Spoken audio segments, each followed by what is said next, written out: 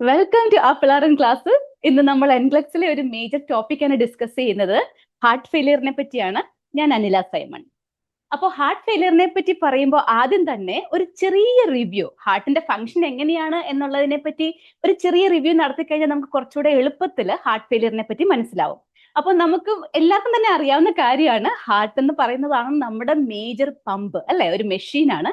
ആ major pump ചെയ്യുന്ന, ആ ബ്ലഡ് പമ്പ് ചെയ്യുന്ന അനുസരിച്ചാണ് നമുക്ക് എല്ലായിടത്തേക്കും, നമ്മുടെ ബോഡിയിൽ എല്ലായിടത്തേക്കും ബ്ലഡ് ചെല്ലുന്നത്, അല്ലെ? ഇപ്പൊ എന്റെ ഫിംഗർ ടിപ്പിലായാലും, എന്റെ തലയ്ക്കകത്തായാലും, എന്റെ കാലിന്റെ വിരലിലായാലും എല്ലായിടത്തും ബ്ലഡ് ചെല്ലണമെങ്കിൽ ഹാർട്ട് നന്നായിട്ട് പമ്പ് ചെയ്യണം. പിന്നെ പമ്പ് ചെയ്യുന്നത് എങ്ങനെയാണെന്നും ഓരോന്നിനും എങ്ങോട്ടാണ് ബ്ലഡ് പോകുന്നതെന്നും നമുക്ക് പെട്ടെന്നൊരു റിവ്യൂ നടത്താം. കാരണം ഹാർട്ട് ഫെയിലിയറിനെ പറ്റി പഠിക്കുമ്പോൾ അത് ഒരുപാട് ഹെൽപ്പ് ചെയ്യും.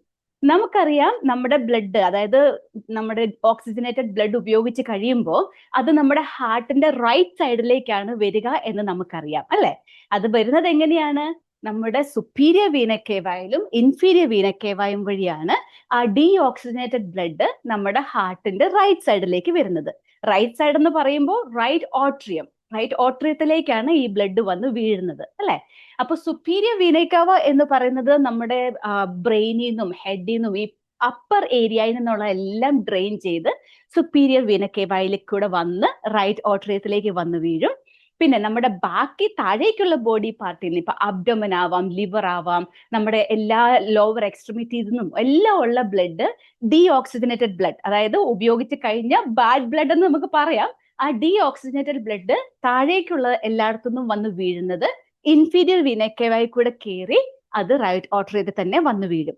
അതായത് ഡീ ഓക്സിജനേറ്റഡ് ബ്ലഡ് ബോഡിയുടെ എല്ലാ പാർട്ടിയിൽ നിന്നും വന്ന് അവസാനം വന്ന് എത്തുന്നത് എവിടെയാണ്? ഇൻഫീരിയർ വീനക്കേവായും സുപ്പീരിയർ വീനക്കേവായും വഴി അത് വന്ന് എത്തുന്നത് റൈറ്റ് ഓട്രിയത്തിലാണ്. ഓക്കെ, ഇനി റൈറ്റ് ഓട്രിയം എന്താ ചെയ്യണ്ടേ? റൈറ്റ് ഓട്രിയം കൺട്രാക്ട് ചെയ്യണം. അപ്പൊ എങ്ങോട്ട് പോവും? അത് റൈറ്റ് വെൻട്രിക്കിളിലേക്ക് വരും. റൈറ്റ് വെൻട്രിക്കിൾ എന്ത് ചെയ്യും? അത് കൺട്രാക്ട് ചെയ്യും. അപ്പൊ റൈറ്റ് വെൻട്രിക്കിൾ കൺട്രാക്ട് ചെയ്യുമ്പോൾ ഈ ഡീ ഓക്സിജനേറ്റഡ് ബ്ലഡ് എങ്ങോട്ടാ പോവുക? ലങ്സിലേക്ക് പോവും. ഏതുവഴിയാ പോകുന്നേ? അത് പൾമണറി ആർട്ടറിയിൽ കൂടെ കയറി റൈറ്റ് ലങ്ങിലേക്കും ലെഫ്റ്റ് ലങ്ങിലേക്കും ചെല്ലും, അല്ലെ? ഇനി ലങ് എന്താ ചെയ്യാൻ പോവുക? ഈ ഡീ ഓക്സിജനേറ്റഡ് ബ്ലഡിനെ എല്ലാം ഓക്സിജനേറ്റഡ് ആക്കും. കാർബൺ ഡയോക്സൈഡ് ഒക്കെ മാറ്റി ഓക്സിജൻ ഒക്കെ കൊടുത്ത്, നമുക്കറിയാം ആൽവിയോളാർ മെംബ്രൈൻ ലങ്സിന്റെ മേജർ ജോലി എന്ന് പറഞ്ഞത് അത് തന്നെയാണ്, അല്ലെ? അപ്പൊ അതിൽ കൂടെ ഫുൾ ഓക്സിജനേഷൻ ഒക്കെ നടത്തി നല്ല ബ്ലഡ് ആക്കും, ഓക്സിജനേറ്റഡ് ബ്ലഡ്. ആ ഓക്സിജനേറ്റഡ് ബ്ലഡ് തിരിച്ച് ഹാർട്ടിലേക്ക് വരണം. അതെങ്ങനെയാ വരിക? ലങ്സിൽ നിന്ന് അതിന് വേണ്ടിയിട്ട് പൾമണറി വെയിൻസ് എന്ന് പറഞ്ഞിട്ട് രണ്ട് ലങ്ങിൽ നിന്നും രണ്ട് പൾമണറി വെയിൻ വീതം വരുന്നുണ്ട്. അപ്പോ റൈറ്റ് ലങ്ങിൽ നിന്നുള്ള രണ്ട് പൾമണറി വെയിനും ലെഫ്റ്റ് ലങ്ങിൽ നിന്നുള്ള രണ്ട് പൾമണറി വെയിനും കൂടെ ഈ ഓക്സിജനേറ്റഡ് ആയിട്ടുള്ള നല്ല ബ്ലഡിനെ എവിടെ എത്തിക്കും? ലെഫ്റ്റ് ഓട്രിയത്തിൽ എത്തിക്കും. അപ്പൊ ലെഫ്റ്റ് ഓട്രിയത്തിൽ ഫുള്ളായിട്ട് നല്ല ഓക്സിജനേറ്റഡ് ബ്ലഡ് ആയി. ഇനി ലെഫ്റ്റ് ഓട്രിയം എന്താ ചെയ്യണ്ടേ? അത് കൺട്രാക്ട് ചെയ്യും. അപ്പൊ ലെഫ്റ്റ് വെൻട്രിക്കിളിലേക്ക് ഈ ബ്ലഡ് എല്ലാം വരും. ലെഫ്റ്റ് വെൻട്രിക്കിൾ നന്നായിട്ട് കൺട്രാക്ട് ചെയ്ത് കഴിയുമ്പോൾ ഈ ഓക്സിജനേറ്റഡ് ബ്ലഡ് മൊത്തത്തില് അയോട്ടയിൽ കൂടെ വരും. എന്നിട്ട് എല്ലാ ബോഡി പാർട്ടിലേക്കും ഡിസ്ട്രിബ്യൂട്ട് ചെയ്യും. വീണ്ടും ബോഡി അതിന്റെ എല്ലാ ഓക്സിജനും ന്യൂട്രിയൻസും എല്ലാം എടുത്തു കഴിയുമ്പോൾ വീണ്ടും ഈ സൈക്കിൾ നടക്കും. കാരണം പിന്നെയും അത് ഡീ ഓക്സിജനേറ്റഡ് ബ്ലഡ് ആയി. ആ ഡീ ഓക്സിജനേറ്റഡ് ബ്ലഡ് വീണ്ടും നമ്മുടെ ഇൻഫീരിയർ വീന കേവ വഴി സുപ്പീരിയർ വീന കേവ വഴി വീണ്ടും റൈറ്റ് ഓട്രിയത്തിലെത്തും. പിന്നെയും ലങ്സിലേക്ക് പോയി ഓക്സിജനേറ്റഡ് ആവും. തിരിച്ചിതേ പ്രക്രിയ നടന്നുകൊണ്ടിരിക്കുകയാണ്.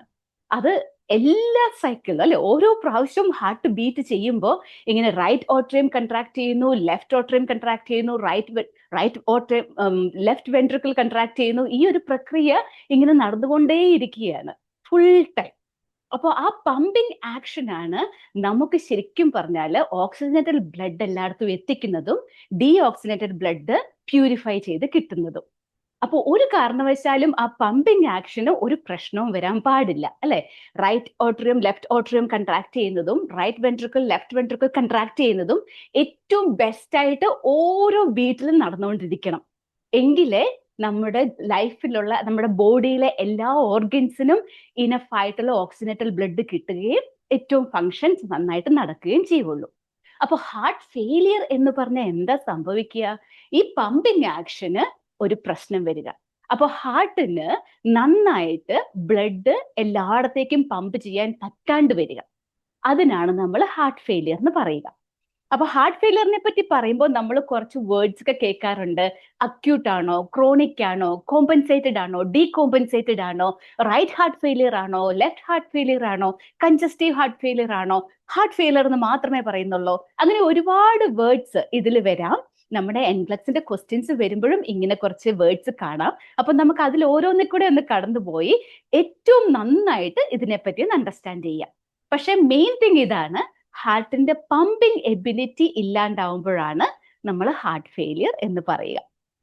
ഇനി ആരാണ് അതിലേക്കുള്ള റിസ്ക് ഫാക്ടേഴ്സിൽ പറയുക, അല്ലെങ്കിൽ ആർക്കൊക്കെയാണ് ഈ ഹാർട്ട് ഫെയിലിയർ ഒരു വലിയ ഇഷ്യൂ ആയിട്ട് വരിക? ഒന്നാമത്തേത് ഹൈപ്പർ ടെൻസീവ് ആൾക്കാർ. ഹൈപ്പർ ടെൻഷൻ എന്ന് പറയുന്ന ആ ഒരു ക്രോണിക് ഡിസീസിന്റെ ഒരു കോംപ്ലിക്കേഷൻ ആയിട്ട് ഹാർട്ട് ഫെയിലിയർ വരാം. കാരണം ഹാർട്ട് പമ്പ് ചെയ്യുന്ന എപ്പോഴും ഭയങ്കര ഇൻക്രീസ് ബ്ലഡ് പ്രഷറും ഭയങ്കര റെസിസ്റ്റൻസിനും എഗെയിൻസ്റ്റ് ആയിട്ട് ഇങ്ങനെ പമ്പ് ചെയ്ത് ഹാർട്ടിന്റെ ഫങ്ഷൻ അല്ലെങ്കിൽ ആ പമ്പിങ് ആക്ടിവിറ്റി കുറഞ്ഞു വരാം. അതിനാണ് നമ്മൾ ഹൈപ്പർ ടെൻസീവ് ഹാർട്ട് ഫെയിലിയർ, ഹൈപ്പർ ടെൻഷനിൽ കൂടെ ഹാർട്ട് ഫെയിലിയർ വരുന്നെന്ന് പറയുക. വേറെ റിസ്ക് വരുന്നത് എന്തെങ്കിലും കൊറോണറി ആർട്ടറി ഡിസീസ് ഉള്ളവർ, അല്ലെങ്കിൽ എന്തെങ്കിലും ഹാർട്ട് റിലേറ്റഡ് ഡിസീസ് കണ്ടീഷൻസ് ഉള്ളവർ, അതെറോസ്ക്ലറോസിസും എല്ലാവിധ ഹാർട്ട് ഫെയിലിയർ ഇഷ്യൂസും ഉള്ളവർക്കും ഈ പ്രശ്നം വരാം. MIക്ക് ശേഷം മയോകാർഡിയൽ ഇൻഫ്രാക്ഷൻ അല്ലെങ്കിൽ ഹാർട്ട് അറ്റാക്ക് ഉണ്ടായതിനു ശേഷം നമുക്കറിയാം ആ ഹാർട്ടിന്റെ മസിൽസിനൊക്കെ ഇഞ്ചുറി വരാം അല്ലെ. അപ്പൊ അത് കാരണം ചിലപ്പോൾ ഹാർട്ട് ഫെയിലിയറിലേക്ക് പോവാം. പിന്നെ കാർഡിയോ മയോപ്പതി എന്ന ഒരു ഡിസീസ് കണ്ടീഷൻ ഉള്ളവർക്ക് ഹൈപ്പർ ടെൻഷൻ കാരണവും കാർഡിയോ മയോപ്പതി വരാം കേട്ടോ. അപ്പൊ അതിന്റെ ഒരു പാർട്ടായിട്ട്, അതിന്റെ ഒരു കോംപ്ലിക്കേഷൻ ആയിട്ടും ഹാർട്ട് ഫെയിലിയർ വരാം. കാരണം ഹാർട്ടിന് മസിൽസിനൊക്കെ ചിലപ്പോൾ സ്റ്റിഫ് ആവും. റെസ്ട്രിക്റ്റീവ് കാർഡിയോ മയോപ്പതി, എൻലാർജ്മെന്റ് വന്നിട്ട്, അതായത് നന്നായിട്ട് അങ്ങോട്ട് പമ്പ് ചെയ്യാൻ പറ്റാണ്ട് വരിക, അങ്ങനെയുള്ള ഇലാസ്റ്റിസിറ്റി ഒക്കെ പോവുക, അങ്ങനെയൊക്കെ വരുമ്പോഴാണ് നമ്മൾ ഡയലേറ്റഡ് കാർഡിയോ മയോപ്പതി എന്ന് പറയുക. അപ്പൊ അങ്ങനെയുള്ള ഏതെങ്കിലും കാർഡിയോ മയോപ്പതി ഉണ്ടെങ്കിൽ അവർക്കും ഹാർട്ട് ഫെയിലിയറിലേക്ക് പോവാം. പിന്നെ ഉള്ളത് കുഞ്ഞുങ്ങൾക്ക് ഹാർട്ട് ഫെയിലിയറിലേക്ക് പോവാം. പ്രത്യേകിച്ചും കൺജനിറ്റൽ ഹാർട്ട് ഡിസീസ് ഉണ്ടെങ്കിൽ. അത് എത്ര പെട്ടെന്നാണ് ഹാർട്ട് ഫെയിലിയറിലേക്ക് പോവുക എന്നത് ഏത് കൺജനിറ്റൽ ഡിസീസ് ആണ് എന്നതിനെ ആശ്രയിച്ചിരിക്കും. ഇപ്പൊ നമുക്കറിയാം സെപ്റ്റൽ ഡിഫക്റ്റ് ആവാം, അല്ലെങ്കിൽ ഒരുപാട് പ്രശ്നങ്ങൾ ഒരുമിച്ച് വന്നിട്ടുള്ള എന്തെങ്കിലും സിൻഡ്രോം ആകാം, ടെട്രോളജി ഓഫ് ഫാലെ എന്നൊക്കെ നമ്മൾ പറയാറുണ്ട്. അപ്പൊ അങ്ങനെയുള്ള കൺജനിറ്റൽ ഹാർട്ട് പ്രോബ്ലംസ് ഉള്ളവർക്ക് ഇതുപോലെയുള്ള ഹാർട്ട് ഫെയിലിയറിലേക്ക് പോകാനുള്ള ചാൻസ് കൂടുതലാണ്. പിന്നെ ഹാർട്ടിന്റെ വാൽവിന് എന്തെങ്കിലും പ്രോബ്ലം ഉണ്ടെങ്കിൽ, നമുക്കറിയാം AV വാൽവ്സ് ഉണ്ട്, അതായത് ആർട്ടറിയത്തിനും വെൻട്രിക്കിളിനും ഇടയ്ക്കുള്ള വാൽവ്സ് ഉണ്ട്. അതുപോലെ തന്നെ അയോർട്ടയുടെ അവിടെ അയോർട്ടിക് വാൽവ് ഉണ്ട്. പൾമറി, നമ്മുടെ ലങ്സിലേക്ക് പോകുന്ന പൾമറി ആർട്ടറിയുടെ അവിടെ പൾമോണിക് വാൽവ്സ് ഉണ്ട്. അപ്പൊ ഈ വാൽവ്സിന് എന്തെങ്കിലും കുഴപ്പമുണ്ടെങ്കിൽ, റിഗാജിറ്റേഷനോ സിനോസിസോ ഒക്കെ ആയിട്ട് വാൽവുലാർ പ്രോബ്ലംസ് ഉണ്ടെങ്കിൽ അതും ഇവഞ്ച്വലി ഹാർട്ട് ഫെയിലിയറിലേക്കാണ് പോവുക.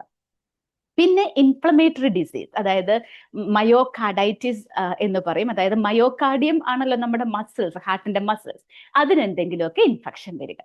അപ്പൊ ഇതുപോലെയുള്ള ഓരോ പ്രശ്നത്തിന്റെയും കോംപ്ലിക്കേഷൻ ആയിട്ടും ഹാർട്ട് ഫെയിലിയർ വരാം. എന്ന് പറഞ്ഞാൽ ഹാർട്ട് ഫെയിലിയറിലേക്ക് പോവാതിരിക്കാനുള്ള കുറെ കാര്യങ്ങളൊക്കെ നമുക്ക് പേഷ്യൻസിന് പ്രിവെൻഷൻ ആയിട്ട് തന്നെ പറഞ്ഞു കൊടുക്കാൻ പറ്റും അല്ലെ. ഇപ്പൊ ഒരാൾക്ക് ഹൈപ്പർ ടെൻഷൻ ഉണ്ടെങ്കിൽ നമുക്ക് പറയാം, ബ്ലഡ് പ്രഷർ മാനേജ് ചെയ്താൽ കോംപ്ലിക്കേഷൻ, ഹാർട്ട് ഫെയിലിയർ പോലുള്ള കോംപ്ലിക്കേഷനിലേക്ക് പോവാതെ നോക്കാം എന്നുള്ള കാര്യമൊക്കെ നമുക്ക് പറയാം. അതുപോലെ തന്നെ ഇമ്പോർട്ടന്റ് ആണ്, ഒരു നേഴ്സ് എന്ന രീതിയിൽ ഈ ഡിസീസ് കണ്ടീഷൻസ് ആയിട്ട് ആരെങ്കിലും വന്നാൽ ഇവർക്ക് ഹാർട്ട് ഫെയിലിയറിലേക്ക് പോകാനുള്ള ചാൻസ് ഉണ്ടോ, അതോ ഹാർട്ട് ഫെയിലിയറിന്റെ എന്തെങ്കിലുമൊക്കെ സൈൻസ് ആൻഡ് സിംറ്റംസ് ഓൾറെഡി തുടങ്ങിയോ എന്നൊക്കെ ഐഡന്റിഫൈ ചെയ്യേണ്ടതും നമ്മളെ പോലെയുള്ള കോമ്പിറ്റന്റ് നേഴ്സസിന്റെ ജോലിയാണ്. അത് എൻക്ലക്സ് ചിലപ്പോൾ ടെസ്റ്റ് ചെയ്യാറുമുണ്ട്. അതുകൊണ്ട് തന്നെ വെരി ഇമ്പോർട്ടൻറ്റ്, നമ്മുടെ സൈൻസ് ആൻഡ് സിംറ്റംസ് എന്തൊക്കെയാണെന്ന് അറിഞ്ഞിരിക്കണം. പേഷ്യൻസ് സാധാരണ പറയാൻ പോകുന്ന കംപ്ലൈൻറ്റ്സ് എന്തൊക്കെയാണെന്ന് അറിഞ്ഞിരിക്കണം. അപ്പോൾ അതിലേക്ക് പോവാം. പ്രത്യേകിച്ചും 2 തരത്തിലുള്ള ഹാർട്ട് ഫെയിലിയർ ആണ് ഉള്ളത്. ഒന്ന് നമ്മൾ റൈറ്റ് ഹാർട്ട് ഫെയിലിയർ എന്ന് പറയും. അപ്പൊ റൈറ്റ് ഹാർട്ട് ഫെയിലിയർ എന്ന് പറഞ്ഞാൽ നമ്മൾ കൂടുതലും പറയുന്നത് ഈ right side, right atrium, right ventricle. കാരണം റൈറ്റ് വെൻട്രിക്കിളിനാണ്, റൈറ്റ് ഓട്രിയത്തിനെ അപേക്ഷിച്ച് നോക്കിയാൽ വെൻട്രിക്കിൾസിനാണ് കൂടുതലായിട്ട് പമ്പ് ചെയ്ത് എഗെയിൻസ്റ്റ് ആയിട്ട് കയറ്റി കൊടുക്കേണ്ടത് അല്ലെ. അപ്പൊ ഈ വെൻട്രിക്കിളിന്റെ ആ പമ്പിങ് ആക്ഷൻ ഇല്ലാണ്ട് വരിക, അവിടെയാണ് റൈറ്റ് ഹാർട്ട് ഫെയിലിയർ ഉണ്ടാവുക.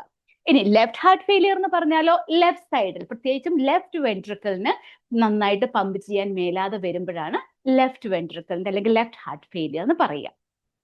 അപ്പോൾ എന്തൊക്കെയാണ് സൈൻസ് ആൻഡ് സിംറ്റംസ്, അല്ലെങ്കിൽ എങ്ങനെയാണ് ഇതിനെപ്പറ്റി പ്രത്യേകിച്ച് ഒന്ന് ഓർത്തിരിക്കുക എന്ന് നമുക്കൊന്ന് പഠിക്കാം.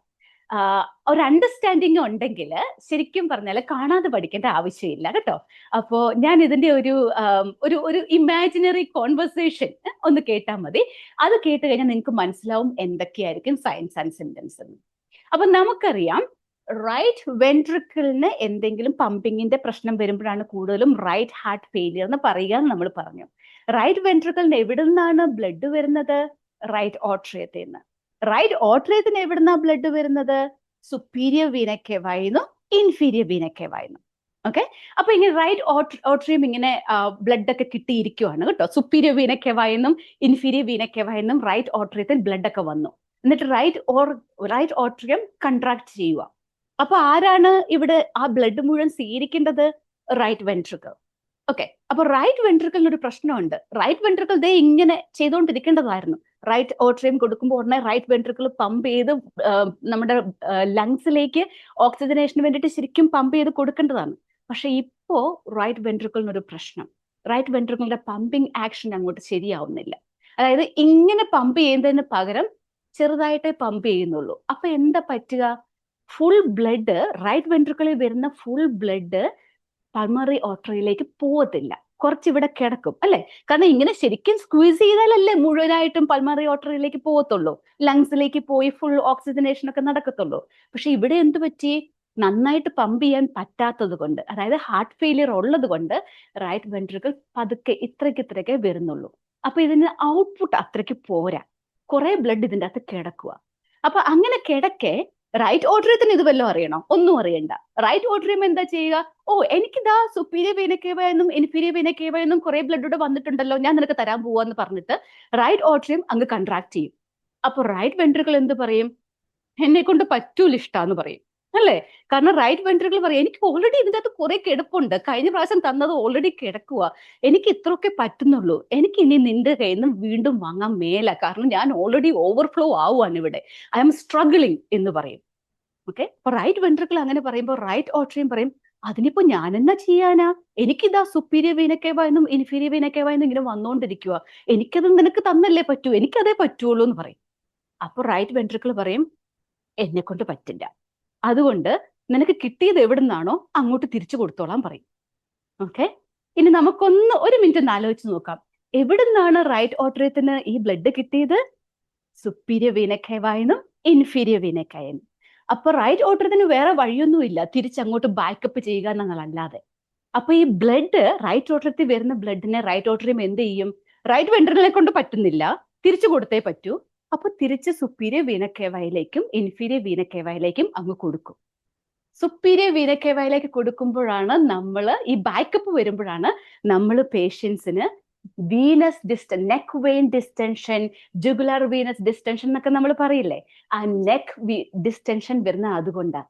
കാരണം ഇവിടെ ബാക്കപ്പ് നടന്നുകൊണ്ടിരിക്കുക. ഓക്കെ, അപ്പൊ അത് ഡിസ്റ്റൻഡ് ആവും. നെക്ക് വെയിൻസ്, പ്രത്യേകിച്ചും വെയിൻസ് ജുഗുലാർ വെയിൻസിൽ കൂടിയാണല്ലോ നമുക്ക് കാണാവുന്നതാണല്ലോ, അപ്പൊ അവിടെ ഡിസ്റ്റൻഷൻ വരും. അതുപോലെ ആൾക്കാർക്ക് ചിലപ്പോൾ ശരിക്കും പറഞ്ഞാൽ ഹെഡേക്കും അങ്ങനെയുള്ള പ്രശ്നങ്ങളും ഒക്കെ വരാം, കാരണം ബ്ലഡ് ബാക്കപ്പ് ചെയ്യുവാണ്. ഓക്കെ, ഇനി അതുപോലെ തന്നെ ഇൻഫീരിയർ വീന കേവയിലേക്ക് ബാക്കപ്പ് ചെയ്യുമ്പോൾ എന്ത് പറ്റും? ഇൻഫീരിയർ വീന കേവ എവിടെ നിന്നൊക്കെയുള്ള ബ്ലഡാ കൊണ്ടുവരിക? നമ്മുടെ അബ്ഡോമിനൽ ഏരിയയിൽ നിന്ന്, ജെനിറ്റൽ ഏരിയയിൽ നിന്ന്, നമ്മുടെ ലെഗ്സിൽ നിന്ന്, എല്ലായിടത്തു നിന്നുമുള്ള ബ്ലഡ് തിരിച്ച് കയറി വരുന്നത് ഇൻഫീരിയർ വീന കേവയിലൂടെയാണ്. പക്ഷെ ഇവിടെ റൈറ്റ് ഓട്രിയം എന്താ ചെയ്യുന്നത്? റൈറ്റ് വെൻട്രിക്കിൾ സ്വീകരിക്കുന്നില്ല, എനിക്ക് തിരിച്ചു തന്നേ പറ്റൂ എന്ന് പറഞ്ഞിട്ട് ഇതിങ്ങനെ ബാക്കപ്പ് ചെയ്തുകൊണ്ടിരിക്കുക. അപ്പൊ എന്ത് പറ്റും? ബ്ലഡ് എന്ന് പറയുന്ന ഒരു ഫ്ലൂയിഡ് ആണല്ലേ, ഫ്ലൂയിഡ് അക്യുമുലേറ്റഡ് ആവും. എവിടെയാ അക്യുമുലേറ്റഡ് ആവുന്നത്? നമ്മുടെ അബ്ഡോമിനൽ അക്യുമുലേറ്റഡ് ആവും.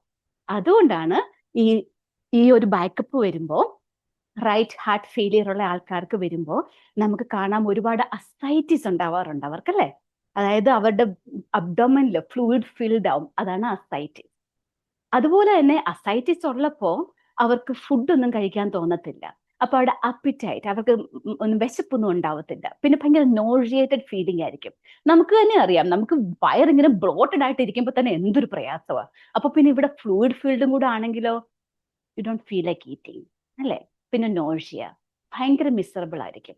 അതുപോലെ തന്നെ അവരുടെ നമ്മുടെ ലിവർ ഉണ്ടല്ലോ, ലിവറും അതുപോലെ തന്നെ സ്പ്ലീനും ഒക്കെ നമ്മൾ എക്സാമിനൊക്കെ പറയുമ്പോൾ ഹെപ്പാറ്റോമെഗാലി, സ്പ്ലീനോമെഗാലി എന്നൊക്കെ കാണാം. അതായത് ഈ ഫ്ലൂയിഡ് ലിവറിലേക്കും സ്പ്ലീനിലേക്കും ഒക്കെ തിരിച്ചു ചെല്ലുന്നതുകൊണ്ട് അതൊക്കെ എൻലാർജ്മെന്റ് ഉണ്ടാവും. അപ്പോൾ ഹെപ്പാറ്റോ സ്പ്ലീനോമെഗാലി, അസൈറ്റിസ്, പിന്നെ ജെനിറ്റൽ ഏരിയയും ഡ്രെയിൻഡ് ആവുന്നില്ല, അതുകൊണ്ട് സ്ക്രോട്ടൽ എഡീമ. അതുപോലെ കാലെങ്ങനെയായിരിക്കും? 2 കാലും പെറിഫറൽ എഡീമ, അല്ലെ? കാരണം ഫ്ലൂയിഡ് ഒന്നും തിരിച്ചു കയറി വരുന്നില്ലല്ലോ, എല്ലാം ബാക്കപ്പ് കൊടുത്തോണ്ടിരിക്കുവല്ലേ. അതുകൊണ്ട് ഫ്ലൂയിഡ് കാരണം പെറിഫറൽ എഡീമ, പ്രത്യേകിച്ചും ലോവർ എക്സ്ട്രിമിറ്റി എഡീമ, സ്വെല്ലിംഗ് തീർച്ചയായിട്ടും ഉണ്ടാവാം. അപ്പോ ഒരു റൈറ്റ് ഹാർട്ട് ഫെയിലിയർ ഉള്ള പേഷ്യൻസിനെ ഒന്ന് ആലോചിച്ച് നോക്കിയേ. നമ്മൾ ഇവിടെ പറഞ്ഞ ഒരുമാതിരി എല്ലാ സൈൻസ് ആൻഡ് സിംറ്റംസ് നിങ്ങൾ ഇവിടെ കാണും. Peripheral oedema, distended neck vein, jugular venous distension, ascites, nausea, scrotal oedema, hepatosplenomegaly. കണ്ടോ? ഇപ്പൊ ഇതൊന്നും കാണാതെ പഠിക്കേണ്ട ആവശ്യമില്ല. ആ ഒരു ഫിസിയോളജി എങ്ങനെയാണ് ഇത് സംഭവിക്കുന്നത് എന്ന് മനസ്സിലായാൽ എല്ലാ സൈൻസ് ആൻഡ് സിംറ്റംസ് നിങ്ങൾക്ക് ഓർത്തെടുക്കാൻ പറ്റും. ഇനി വേറൊരു കാര്യം, ലെഫ്റ്റ് ഹാർട്ട് ഫെയിലിയർ ആണെങ്കിലോ? കാരണം നമ്മൾ ഇത്രയും നേരം പറഞ്ഞത് റൈറ്റ് സൈഡ് ഫെയിൽ ആവുന്നതിനെ പറ്റിയാണ്. ഇനി ലെഫ്റ്റ് സൈഡ് ആണ് ഫെയിൽ ആവുന്നതെങ്കിലോ? അപ്പൊ എന്തായിരിക്കും സംഭവിക്കുക? നമുക്ക് ഇമാജിനറി കോൺവെർസേഷൻ ഒന്ന് ആലോചിച്ച് നോക്കാം. നമുക്കറിയാം ലെഫ്റ്റ് ഹാർട്ട് ഫെയിലിയർ എന്ന് പറയുമ്പോൾ നമ്മൾ ഓക്സിജനേറ്റഡ് ബ്ലഡിനെ പറ്റിയാണ് പറയുന്നത്, അല്ലെ?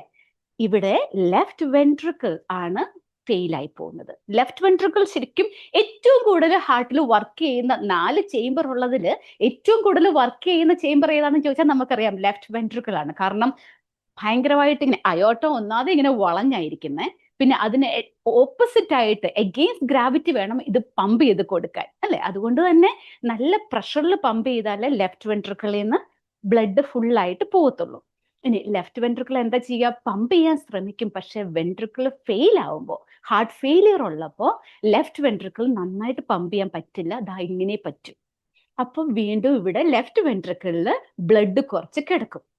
ഓക്കെ, അത് കൂടി വരും. എന്തുമാത്രം ഈ ഓരോ പ്രാവശ്യവും ഇങ്ങനെ പമ്പ് ചെയ്യുമ്പോൾ നമ്മൾ പറയും ഇജക്ഷൻ ഫ്രാക്ഷൻ എന്ന് പറയും. അതായത് അപ്പോൾ ഓരോ പ്രാവശ്യം എത്രമാത്രം പുറത്തേക്ക് വിടാം എന്നനുസരിച്ചാണ് ഹാർട്ട് ഫെയിലിയറിനെ നമ്മൾ മൈൽഡ് ആണോ, മോഡറേറ്റ് ആണോ, സിവിയർ ആണോ എന്നൊക്കെ തിരിക്കുന്നത് കേട്ടോ. അപ്പൊ ലെഫ്റ്റ് വെൻട്രിക്കിളിൽ ഇങ്ങനെ കുറച്ച് ബ്ലഡ് കിടക്കുമ്പോൾ ലെഫ്റ്റ് ഓട്രിയം എന്താ ചെയ്യുക?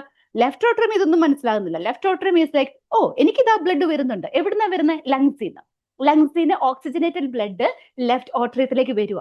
അപ്പൊ ലെഫ്റ്റ് ഓട്രിയം അങ്ങ് കൺട്രാക്ട് ചെയ്യും.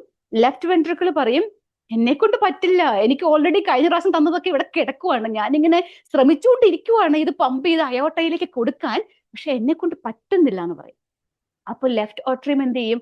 ഞാൻ എന്നാ ചെയ്യാനാ, എനിക്ക് ലങ്സിൽ നിന്ന് നല്ല ബ്ലഡ് വരുന്നുണ്ട്, നിനക്ക് തരാനാ പറഞ്ഞിരിക്കുന്നതെന്ന് പറയും. അപ്പൊ ലെഫ്റ്റ് വെൻട്രിക്കിൾ എന്ത് പറയും? തിരിച്ചു കൊടുത്തോ, നിനക്ക് എവിടെ നിന്നാണോ കിട്ടിയ അങ്ങോട്ട് കൊടുത്തോ, എന്നെ കൊണ്ട് പറ്റൂല. ഓക്കെ, അപ്പൊ ഈ ലെഫ്റ്റ് ഓട്രിയത്തിലുള്ള ബ്ലഡ് അപ്പൊ എങ്ങോട്ടാ പോവുക? തിരിച്ച് ബാക്കപ്പായി എങ്ങോട്ട് പോവും? ലങ്സിലേക്ക് പോവും. ഇനി ലങ്സിൽ ബ്ലഡ് എന്ന് പറഞ്ഞാൽ ഫ്ലൂയിഡ് ആണല്ലോ, അല്ലെ? നമ്മൾ പറഞ്ഞ പോലെ. അപ്പൊ ലങ്സിൽ ഫ്ലൂയിഡ് ചെന്ന് കഴിഞ്ഞാൽ നല്ല കാര്യമാണോ? അല്ല. നമുക്കറിയാം ലങ്സിൽ ഫ്ലൂയിഡ് ചെന്ന് കഴിഞ്ഞാൽ ഇവർക്ക് ഭയങ്കരമായിട്ട് ഷോർട്ട്നെസ് ഓഫ് ബ്രെത്ത് ഉണ്ടാവാം, ഡിസ്നിയ ഉണ്ടാവാം, അല്ലെ? അവർക്ക് ശ്വാസം മുട്ടൽ ഭയങ്കരമായിട്ടുണ്ടാവും. പ്രത്യേകിച്ചും ആക്ടിവിറ്റി ഒക്കെ ചെയ്യുമ്പോഴത്തേക്കും ഭയങ്കരമായിട്ട് ഷോർട്ട്നെസ് ഓഫ് ബ്രെത്ത് ഉണ്ടാവും. അതുപോലെ തന്നെ അവർക്ക് നേരെ കിടക്കാനൊന്നും പറ്റില്ല. എപ്പോഴും ഇങ്ങനെ ഒരുമാതിരി ഒരു റിക്ലൈനറിലെ ചാരുകസേരയിലൊക്കെ ഇരിക്കുന്ന പോലെ ഇരിക്കേണ്ടി വരും. അതിനാണ് നമ്മൾ ഓർത്തോപ്നിയ എന്ന് പറയുക, അല്ലെ? പൊസിഷൻ വെച്ചിട്ട് അവർക്ക് ഫ്ലാറ്റ് ആയിട്ട് കിടക്കുമ്പോൾ മര്യാദയ്ക്ക് ശ്വാസം എടുക്കാൻ പറ്റാണ്ട് വരിക, ബുദ്ധിമുട്ടുണ്ടാകുക. അപ്പൊ dyspnoea, shortness of breath, orthopnoea. ഇനി അതുകൂടാതെ അവർക്കൊരു കഫ് ഉണ്ടാവും. കാരണം നമുക്കറിയാം പൾമറിയുടെ ഒരു പ്രശ്നം വരുമ്പോൾ, ഫ്ലൂയിഡ് കളക്ഷൻ ഒക്കെ വരുമ്പോൾ അത് ഇറിറ്റേറ്റഡ് ആവും, കഫ് ഉണ്ടാവും. അപ്പോൾ അങ്ങനെയുള്ള ലങ്സ് റിലേറ്റഡ് കൂടുതൽ പ്രശ്നങ്ങൾ ആർക്കാണ് കാണുക? ലെഫ്റ്റ് ഹാർട്ട് ഫെയിലിയറിലായിരിക്കും. ഓക്കെ, ഇപ്പൊ റൈറ്റ് ഹാർട്ട് ഫെയിലിയർ ഓർത്തിരിക്കാനായിട്ടുള്ള ഒരു കാര്യം കൂടെ പറയാം. ഇപ്പൊ നമ്മളിവിടെ കുറച്ച് സൈൻസ് ആൻഡ് സിംറ്റംസ് പറഞ്ഞിട്ടുണ്ട്. Activity intolerance. ആക്ടിവിറ്റി ഇൻടോളറൻസ് എന്ന് പറഞ്ഞാൽ നമ്മൾ സാധാരണ ചെയ്യുന്ന ആക്ടിവിറ്റി ഒക്കെ ചെയ്യാൻ മേലാണ്ട് വരിക, പ്രത്യേകിച്ചും ഷോർട്ട്നെസ് ഓഫ് ബ്രെത്ത് കാരണം അവർക്ക് ഓക്സിജനേറ്റഡ് ബ്ലഡ് കിട്ടുന്നില്ല, ലങ്സിൽ മുഴുവൻ ഇങ്ങനെ ബാക്കപ്പ് ആയിക്കൊണ്ടിരിക്കുക, ബോഡിയിലേക്ക് പോകുന്നില്ല. അയോട്ടയിൽ കൂടി വന്ന് എല്ലായിടത്തേക്കും ഡിസ്ട്രിബ്യൂട്ട് ചെയ്താലല്ലേ എല്ലാ മസിൽസിനും എല്ലാവർക്കും പ്രോപ്പറായിട്ട് ഓക്സിജനേറ്റഡ് ബ്ലഡ് കിട്ടുള്ളൂ. പക്ഷെ ഇവിടെ കിട്ടുന്നില്ല, അല്ലെ? കാരണം എല്ലാം ലങ്സിലേക്ക് ബാക്കപ്പ് ആയിക്കൊണ്ടിരിക്കുകയാണ്. അതുകൊണ്ടാണ് നമ്മൾ ആക്ടിവിറ്റി ഇൻടോളറൻസ് എന്ന് പറയുക കേട്ടോ. നടക്കാൻ മേലാതെ വരിക, എന്തെങ്കിലുമൊക്കെ സാധാരണ ചെയ്തുകൊണ്ടിരിക്കുന്ന കാര്യങ്ങൾ പോലും ചെയ്യാൻ മേലാതെ വരിക, എപ്പോഴും ഇങ്ങനെ ശ്വാസം മുട്ടൽ അനുഭവപ്പെടുക, അതാണ് അവരുടെ മെയിൻ പ്രശ്നം വരിക. പിന്നെ ഓർത്തോപ്നിയ, അതായത് നേരെ കിടക്കുമ്പോൾ അല്ലെങ്കിൽ ഫ്ലാറ്റ് ആയിട്ട് കിടക്കുമ്പോൾ അവർക്ക് ഭയങ്കര ഷോർട്ട്നെസ് ഓഫ് ബ്രെത്ത് വരും. അതുകൊണ്ട് അവരെപ്പോഴും ഇങ്ങനെ റിക്ലൈൻ ചെയ്ത്, അതൊരു സെമി ഫൗളർ അല്ലെങ്കിൽ ഒരു ചാരുകസേരയിൽ ഇങ്ങനെ പൊങ്ങിയിരിക്കുന്ന പോലെ അങ്ങനെ അവർക്ക് ശ്വാസം കിട്ടുള്ളൂ. കഫ് ഉണ്ടാവാം. Adventitious breath sounds. Adventitious breath sounds എന്ന് പറഞ്ഞാൽ അബ്നോർമൽ ബ്രെത്ത് സൗണ്ട്സ് എന്നാണ് അർത്ഥം. മിക്കവാറും തന്നെ നമ്മൾ കേൾക്കാൻ പോകുന്നത് സ്റ്റെതസ്കോപ്പ് വെച്ച് നമ്മൾ കേൾക്കുമ്പോൾ നമുക്കറിയാം ക്രാക്കിൾസ് കേൾക്കാം, ചിലപ്പോൾ വീസിങ് കേൾക്കാം, റെയിൽസ് കേൾക്കാം. അതായത് ഈ ഫ്ലൂയിഡിന്റെ ഒരു ഉണ്ടല്ലോ ലങ്സിൽ, അപ്പൊ അത് നമുക്ക് ശരിക്കും സ്റ്റെതസ്കോപ്പ് വെച്ച് കേൾക്കാൻ പറ്റും. പിന്നെ ഡിസ്നിയ എന്ന് പറഞ്ഞാൽ ഷോർട്ട്നെസ് ഓഫ് ബ്രെത്ത്, പിന്നെ അല്ലെങ്കിൽ ഡിഫിക്കൽറ്റി ബ്രീത്തിങ്. പിന്നെ S3 സൗണ്ട്, ഓക്കെ, അത് അബ്നോർമൽ ഹാർട്ട് സൗണ്ട് ആണ്. അത് ഫ്ലൂയിഡ് ഓവർലോഡ് ആയതുകൊണ്ടാണ് ആ ഒരു അബ്നോർമൽ ഹാർട്ട് സൗണ്ട് കേൾക്കുന്നത്, S3 സൗണ്ടും കേൾക്കുന്നത്. നമ്മൾ കാർഡിയോവാസ്കുലറിന്റെ അകത്ത് ഓരോ സൗണ്ടിനെ പറ്റിയും വളരെ ഡീറ്റെയിൽ ആയിട്ട് പഠിക്കുന്നുണ്ട് കേട്ടോ. അപ്പൊ അത് നമുക്ക് അതിന്റെ ബേസിക്സിന്റെ അകത്ത് നമുക്ക് കൂടുതലായിട്ട് നിങ്ങൾക്ക് ആ ക്ലാസ്സിൽ നിന്ന് കിട്ടും. ഇനി റൈറ്റ് സൈഡ് ഹാർട്ട് ഫെയിലിയറും ലെഫ്റ്റ് സൈഡ് ഹാർട്ട് ഫെയിലിയറും സൈൻസ് ആൻഡ് സിംറ്റംസ് എന്തൊക്കെയാണെന്ന് ഇപ്പോൾ കറക്റ്റ് ആയിട്ട് മനസ്സിലായല്ലോ അല്ലെ? എങ്ങനെയാണ് അത് സംഭവിക്കുന്നതെന്നും ഓർത്തിരിക്കാൻ ഒരു വഴിയും കൂടെ പറഞ്ഞു തരാം. ഒരു എക്സ്ട്രാ ഒരു ചെറിയൊരു ട്രിക്ക്, ഓർത്തിരിക്കാനുള്ള ട്രിക്ക്. റൈറ്റ് ഹാർട്ട് ഫെയിലിയർ ആണെങ്കിൽ, ഓക്കെ, റൈറ്റ് ഹാർട്ട് ഫെയിലിയർ ആണെങ്കിൽ റെസ്റ്റ് ഓഫ് ദ ബോഡി ആണ് പ്രശ്നത്തിലാവുക. ലെഫ്റ്റ് സൈഡ് ആണെങ്കിൽ ലങ്സ് ആണ് മെയിൻലി പ്രശ്നത്തിലാവുക. ഓക്കെ, അപ്പോ left side for lung related signs and symptoms, അതായത് orthopnoea, shortness of breath, dyspnoea, cough, crackles, adventitious breath sounds, അങ്ങനെയുള്ള എല്ലാ കാര്യങ്ങളും L എന്ന് ഓർത്താൽ മതി. Left side, left heart failure, lungs ആണ് പ്രശ്നത്തിലാവുക. കാരണം ബാക്കപ്പ് മുഴുവൻ വരുന്നത് ലെഫ്റ്റ് ലങ്ങിലേക്കാണ്. ഇനി ആറാണെങ്കിലോ, റൈറ്റ് സൈഡ് ഹാർട്ട് ഫെയിലിയർ ആണെങ്കിലോ, റെസ്റ്റ് ഓഫ് ദ ബോഡി. അവിടെയാണ് നമ്മുടെ അസൈറ്റിസ് ആവാം, അല്ലെങ്കിൽ ജുഗുലർ വീനസ് ഡിസ്റ്റൻഷൻ ആവാം, നെക്ക് വെയിൻ ഡിസ്റ്റൻഷൻ ആവാം, ഹെപ്പാറ്റോമെഗാലി ആവാം, സ്പ്ലീനോമെഗാലി ആവാം, പെരിഫറൽ എഡീമ ആവാം, നോഷ്യ ആവാം. അങ്ങനെയുള്ള റെസ്റ്റ് ഓഫ് ദ ബോഡിയിലുള്ള എല്ലാ പ്രോബ്ലംസും കൂടുതലും തന്നെ കാണുന്നത് റൈറ്റ് ഹാർട്ട് ഫെയിലിയറിലായിരിക്കും. ഓക്കെ, ഇനി ഒരു കാര്യം കൂടി ഈ കൂടെ പറയാനുണ്ട്. ഇവഞ്ച്വലി ഒരു സൈഡ് ഫെയിൽ ആയാൽ മറ്റേ സൈഡും ഫെയിൽ ആവും. കാരണം നമുക്കറിയാം ഹാർട്ട് എന്ന് പറയുന്നത് റൈറ്റ് സൈഡ് തന്നെ വർക്ക് ചെയ്യാനോ ലെഫ്റ്റ് സൈഡ് തന്നെ വർക്ക് ചെയ്യാനോ പറ്റുന്ന ഒരു പമ്പിങ് സാധനം അല്ല, അല്ലെ? അവർ കോർഡിനേറ്റഡ് ആയിട്ടാണ് വർക്ക് ചെയ്യുക.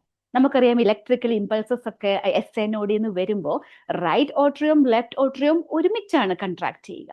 റൈറ്റ് വെൻട്രിക്കിളും ലെഫ്റ്റ് വെൻട്രിക്കിളും ഒരുമിച്ചാണ് കൺട്രാക്ട് ചെയ്യുക.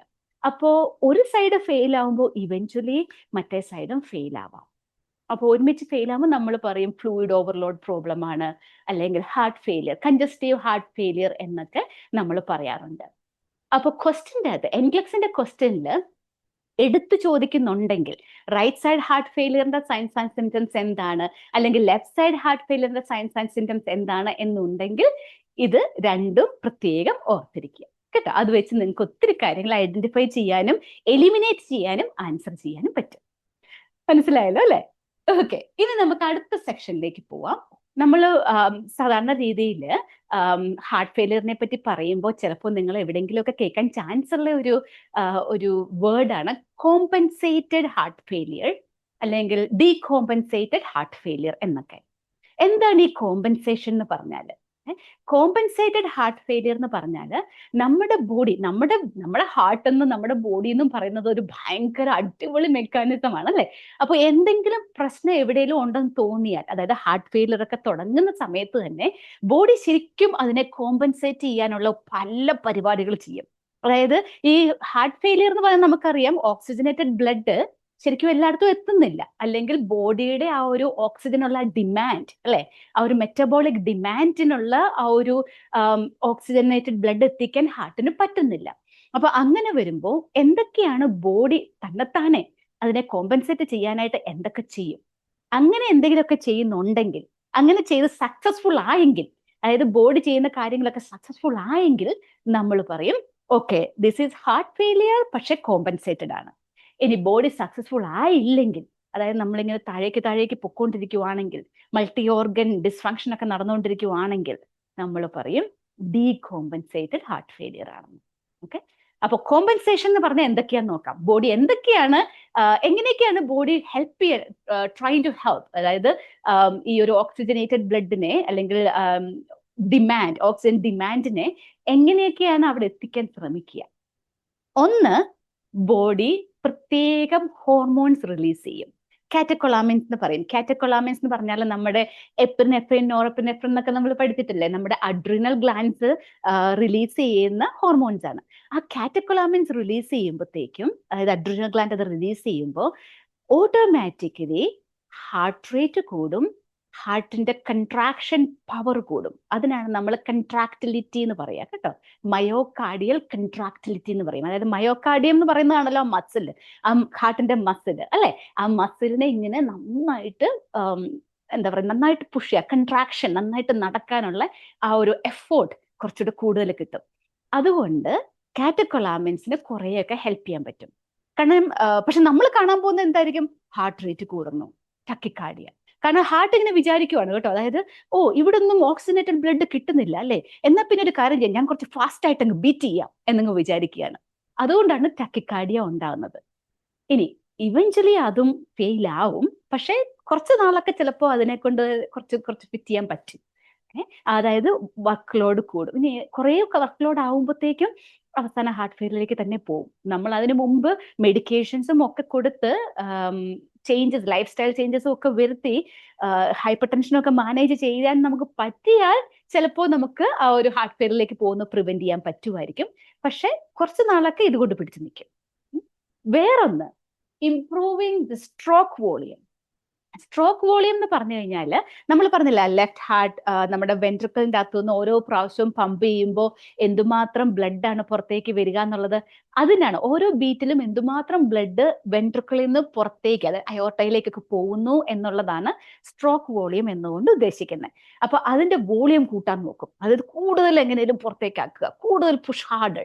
വെൽ ഒബ്വിയസ്ലി ഹാർട്ടിന്റെ വർക്ക് ലോഡ് കൂടാൻ പോവുകയാണ്. വർക്ക് ലോഡ് കൂടും തോറും ഫെയിൽ ആയിക്കൊണ്ടിരിക്കുന്ന ഒരു പമ്പിന് എത്രമാത്രം പമ്പ് ചെയ്യാൻ പറ്റും അല്ലെ. ഇവഞ്ച്വലി ഹാർട്ട് ഫെയിലിയറിലേക്ക് പോവും, എന്നാലും ശ്രമിക്കും. അതാണ് ഒരു വഴി. ഓക്കെ, കോമ്പൻസേറ്ററി മെക്കാനിസത്തിന്റെ ഒരു വഴി. പിന്നെ ഉള്ളത് മൊത്തം ആർട്ടീരിയൽ വാസോ കൺസ്ട്രക്ഷൻ ആണ്. അതായത് വാസോ കൺസ്ട്രക്ഷൻ വരുമ്പോൾ നമുക്കറിയാം ബ്ലഡ് പ്രഷർ കൂടും അല്ലെ. വാസോ കൺസ്ട്രക്ഷൻ വന്നാൽ ബ്ലഡ് പ്രഷർ കൂടും. അപ്പോൾ കൂടുതൽ ബ്ലഡ് പ്രഷർ ആക്കിക്കൊണ്ട് കൂടുതൽ ബ്ലഡിനെ പമ്പ് ചെയ്യാൻ പറ്റുമോ എന്ന് നമ്മുടെ ബോഡി ഒന്ന് ശ്രമിച്ചു നോക്കും. എഗെയിൻ കുറച്ച് നാളത്തേക്കൊക്കെ നടക്കുമായിരിക്കും, കുറച്ച് കഴിയുമ്പോൾ വീണ്ടും പ്രശ്നത്തെ വരും. പിന്നുള്ള വഴിയാണ് കിഡ്നിയുടെ ഇൻവോൾവ്മെന്റ്. കിഡ്നി എന്ന് പറയുന്നത് നമുക്കറിയാം, കിഡ്നിയും ഹാർട്ടും ഒക്കെ തമ്മിൽ ഭയങ്കര കണക്ഷൻ ആണ്. കിഡ്നിക്ക് അറിയാം എപ്പോഴെങ്കിലും കിഡ്നിയിലേക്കുള്ള ബ്ലഡ് ഫ്ലോ കുറഞ്ഞു കഴിഞ്ഞാൽ അപ്പൊ കിഡ്നിക്ക് മനസ്സിലാവും, ഓക്കെ ബ്ലഡ് പ്രഷറിന് എന്തോ പ്രശ്നമുണ്ട്, ബ്ലഡ് വോളിയത്തിന് എന്തോ പ്രശ്നമുണ്ട്, ബ്ലഡ് പ്രഷർ ഞാൻ കൂട്ടണം. കിഡ്നിയിലേക്കുള്ള ഫ്ലോ ഒരിക്കലും കുറയാൻ കിഡ്നി സമ്മതിക്കത്തില്ല. കിഡ്നി ഇങ്ങനെ നോക്കിക്കൊണ്ടായിരിക്കുന്നത്. അപ്പോൾ ബ്ലഡ് വോളിയം കുറഞ്ഞാല് ഉടനെ തന്നെ കിഡ്നി ഒരു പ്രത്യേക ഒരു മെക്കാനിസം ആക്ടിവേറ്റ് ചെയ്യും. റെനിൻ ആൻജിയോടെൻസിൻ അൽഡോസ്റ്ററോൺ മെക്കാനിസം എന്നാണ് അതിന്റെ പേര്. നമ്മൾ റീനൽ ക്ലാസ്സിൽ ഇതിനെപ്പറ്റി നന്നായിട്ട് പഠിക്കുന്നുണ്ട് കേട്ടോ, വളരെ ക്ലിയർ ആയിട്ട് പഠിക്കുന്നുണ്ട്. പക്ഷെ ചുരുക്കി പറഞ്ഞാൽ എന്താന്ന് ചോദിച്ചാൽ, റെനിൻ എന്ന് പറയുന്ന ഒരു ഹോർമോണൽ സബ്സ്റ്റൻസ് അതാണ് കിഡ്നി അങ്ങ് റിലീസ് ചെയ്യും. എപ്പോഴെങ്കിലും ബ്ലഡ് ഫ്ലോ കുറഞ്ഞാല്, ബ്ലഡ് പ്രഷർ കുറഞ്ഞാല് കിഡ്നി ഉടനെ ഈ റെനിനെ അങ്ങ് വിടും. അപ്പൊ റെനിൻ എന്ത് ചെയ്യുന്ന അറിയാവോ, ഈ മൊത്തം റെനിൻ ആൻജിയോടെൻസിൻ അൽഡോസ്റ്ററോൺ മെക്കാനിസം എന്നൊരു പാത്വേ കൂടെ കൂടുതൽ സോഡിയവും വെള്ളവും വാട്ടറും സോഡിയം വാട്ടർ റീഅബ്സോർബ് ചെയ്യും, റിറ്റൻഷൻ ചെയ്യും. അപ്പൊ കൂടുതൽ സോഡിയം കൂടുതൽ വാട്ടറും നമ്മൾ ബോഡിയിൽ പിടിച്ചു വെച്ച് കഴിഞ്ഞാൽ ഓട്ടോമാറ്റിക്കലി ഫ്ലൂയിഡ് കൂടുക ചെയ്യുന്നത് അല്ലെ, ഫ്ലൂയിഡ് ഓവർലോഡ്. അപ്പൊ കൂടുതൽ ഫ്ലൂയിഡ് വരുമ്പോൾ കൂടുതൽ ബ്ലഡ് പ്രഷറും കൂടുതൽ ബ്ലഡ് വോളിയവും കിട്ടും. അതിന്റെ കൂടെ അൽഡോസ്റ്ററോൺ ആണ് കൂടുതലും ഈ സോഡിയം വാട്ടർ ഇങ്ങനെ പിടിച്ചു വെക്കാനായിട്ട് കിഡ്നിയെ ഹെൽപ്പ് ചെയ്യുന്നത്. അത് കൂടാതെ വേറൊരു സംഗതിയും കൂടെ, വേറൊരു ഹോർമോണും കൂടെ ഈ റെനിൻ ആക്ടിവേഷൻ വഴി വരുന്നുണ്ട്. അതാണ് ADH. ADH എന്ന് പറഞ്ഞാൽ എന്താ, ആന്റി ഡയൂററ്റിക് ഹോർമോൺ. പിറ്റ്യൂട്ടറിയാണ് ശരിക്കും അതിനെ കൺട്രോൾ ചെയ്യുന്നത്, പക്ഷെ കിഡ്നിയാണ് അതിന്റെ ഒരു മെസ്സേജ് കൊടുക്കുന്നത്. അപ്പോൾ നമ്മൾക്ക് എപ്പോഴെങ്കിലും ഈ ബ്ലഡ് ഫ്ലോ കുറഞ്ഞാൽ, കിഡ്നിയിലേക്കുള്ള ബ്ലഡ് ഫ്ലോ കുറഞ്ഞാൽ, ബ്ലഡ് പ്രഷർ കുറഞ്ഞാൽ, ഈ റെനിൻ ആൻജിയോടെൻസിൻ അൽഡോസ്റ്ററോൺ മെക്കാനിസം വരുമ്പോൾ ADH ഉണ്ടാവും അവിടെ. അപ്പൊ ADH റിലീസ് ചെയ്യുമ്പോൾ എന്താ പറ്റുക? ആന്റി ഡയൂറസിസ് അല്ലേ? ഡയൂറസിസ് എന്ന് പറഞ്ഞാൽ എന്തുവാ? ഫ്ലൂയിഡ് മുഴുവൻ അങ്ങ് പോവുകയാണ്. ആന്റി ഡയൂറസിസ് എന്ന് പറഞ്ഞാൽ എന്താ? അപ്പോ ഫ്ലൂയിഡിനെ പിടിച്ചു വെക്കും എന്ന് പറഞ്ഞാൽ നമ്മുടെ ബോഡിയിൽ കൂടുതൽ fluid, sodium reabsorption, water reabsorption, anti diuretic hormone വഴി കൂടുതൽ വെള്ളം പിടിച്ചു വെക്കുന്നു. അപ്പൊ ഇതെല്ലാം കൂടെ കൂടുമ്പോഴത്തേക്കും നമ്മുടെ ബ്ലഡ് വോളിയം കൂടും, ബ്ലഡ് പ്രഷർ കൂടും. അപ്പോ അപ്പൊ കിഡ്നി വിചാരിക്കുന്ന എന്തുവാ?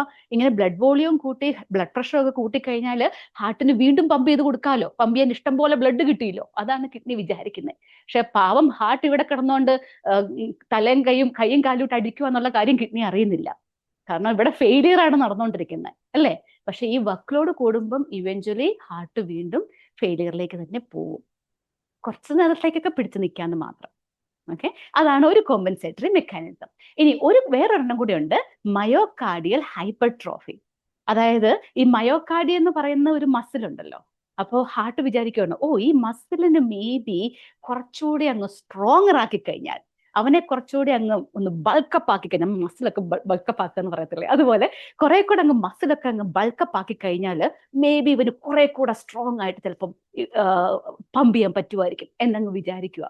പക്ഷെ നമുക്കറിയാം ഹൈപ്പർട്രോഫി എന്ന് പറയുന്നത് ഒരിക്കലും അത്ര നല്ല കാര്യമല്ല, പ്രത്യേകിച്ചും ഹാർട്ടിനെ സംബന്ധിച്ചിടത്തോളം, അല്ലേ? ആ ഹൈപ്പർട്രോഫിയാണ് അവസാനം കാർഡിയോമയോപ്പതിയിലേക്ക് പോകുന്നത്. വീണ്ടും ഹാർട്ട് ഫെയിലിയർ കൂടുതൽ പ്രശ്നത്തോടെ തിരിച്ചു വരും. എന്നാലും ഹാർട്ട് ഒന്ന് ട്രൈ ചെയ്യും. ഇതൊക്കെയാണ് ഹാർട്ടിന്റെ വഴികൾ, ട്രൈ ചെയ്യാനുള്ള വഴികൾ. അതുകൊണ്ടാണ് നമ്മൾ അതിനെ കോമ്പൻസേറ്ററി മെക്കാനിസം എന്ന് പറയുക. ഓക്കെ, അപ്പോ ഇതൊക്കെ കുറച്ചുനാൾ ഞാൻ പറഞ്ഞല്ലോ, കുറച്ചുനാൾ ഇതൊക്കെ വർക്ക് ചെയ്യും. അപ്പൊ അങ്ങനെ വർക്ക് ചെയ്യുന്ന സമയത്ത് നമുക്കറിയാം ഹാർട്ട് ഫെയിലിയർ സ്റ്റിൽ ഉണ്ടെന്നറിയാം, എന്നാലും ഇതൊക്കെ വർക്ക് ചെയ്യുന്ന ഒരു സമയം ഉണ്ടല്ലോ. ആ സമയത്ത് നമ്മൾ പറയുന്ന പേരാണ് ഹാർട്ട് ഫെയിലിയർ, പക്ഷെ കോമ്പൻസേറ്റ്. ഇനി ഇതൊക്കെ വർക്ക് ചെയ്യാണ്ട് വരുമ്പോൾ, ഹാർട്ട് ഫെയിലിയർ വീണ്ടും അതിലും വേഗത്തിൽ തിരിച്ചു വരുമ്പോൾ, ഇപ്പം മൈൽഡ് ഹാർട്ട് ഫെയിലിയറിൽ നിന്ന് മോഡറേറ്റിലേക്കും സിവിയറിലേക്കും ഒക്കെ പോകുമ്പോൾ നമ്മൾ പറയുന്ന പേരാണ് ഡീകോമ്പൻസേറ്റഡ് ഹാർട്ട് ഫെയിലിയർ.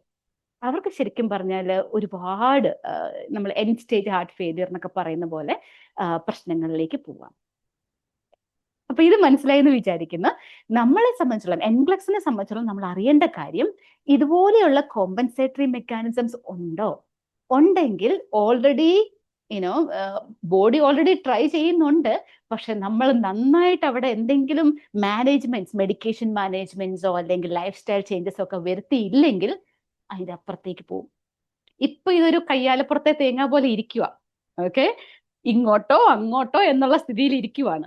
നമ്മൾ അത് കറക്റ്റ് ആയിട്ടുള്ള ഐഡന്റിഫിക്കേഷൻ നടത്തി മെഡിക്കേഷനും ഒക്കെ കൊടുത്ത് ലൈഫ് സ്റ്റൈൽ ചേഞ്ചസ് ഒക്കെ ചെയ്ത് എക്സസൈസിന്റെ ഡയറ്റിന്റെയും ഫ്ലൂയിഡിന്റെയും ഒക്കെ കാര്യങ്ങൾ കറക്റ്റ് ആയിട്ട് നോക്കിക്കഴിഞ്ഞാൽ വീഴാതെ ശ്രമിക്കാം. ഓക്കെ, ഇവിടെ തന്നെ പിടിച്ചു നിർത്താൻ നമുക്ക് പറ്റുമായിരിക്കും.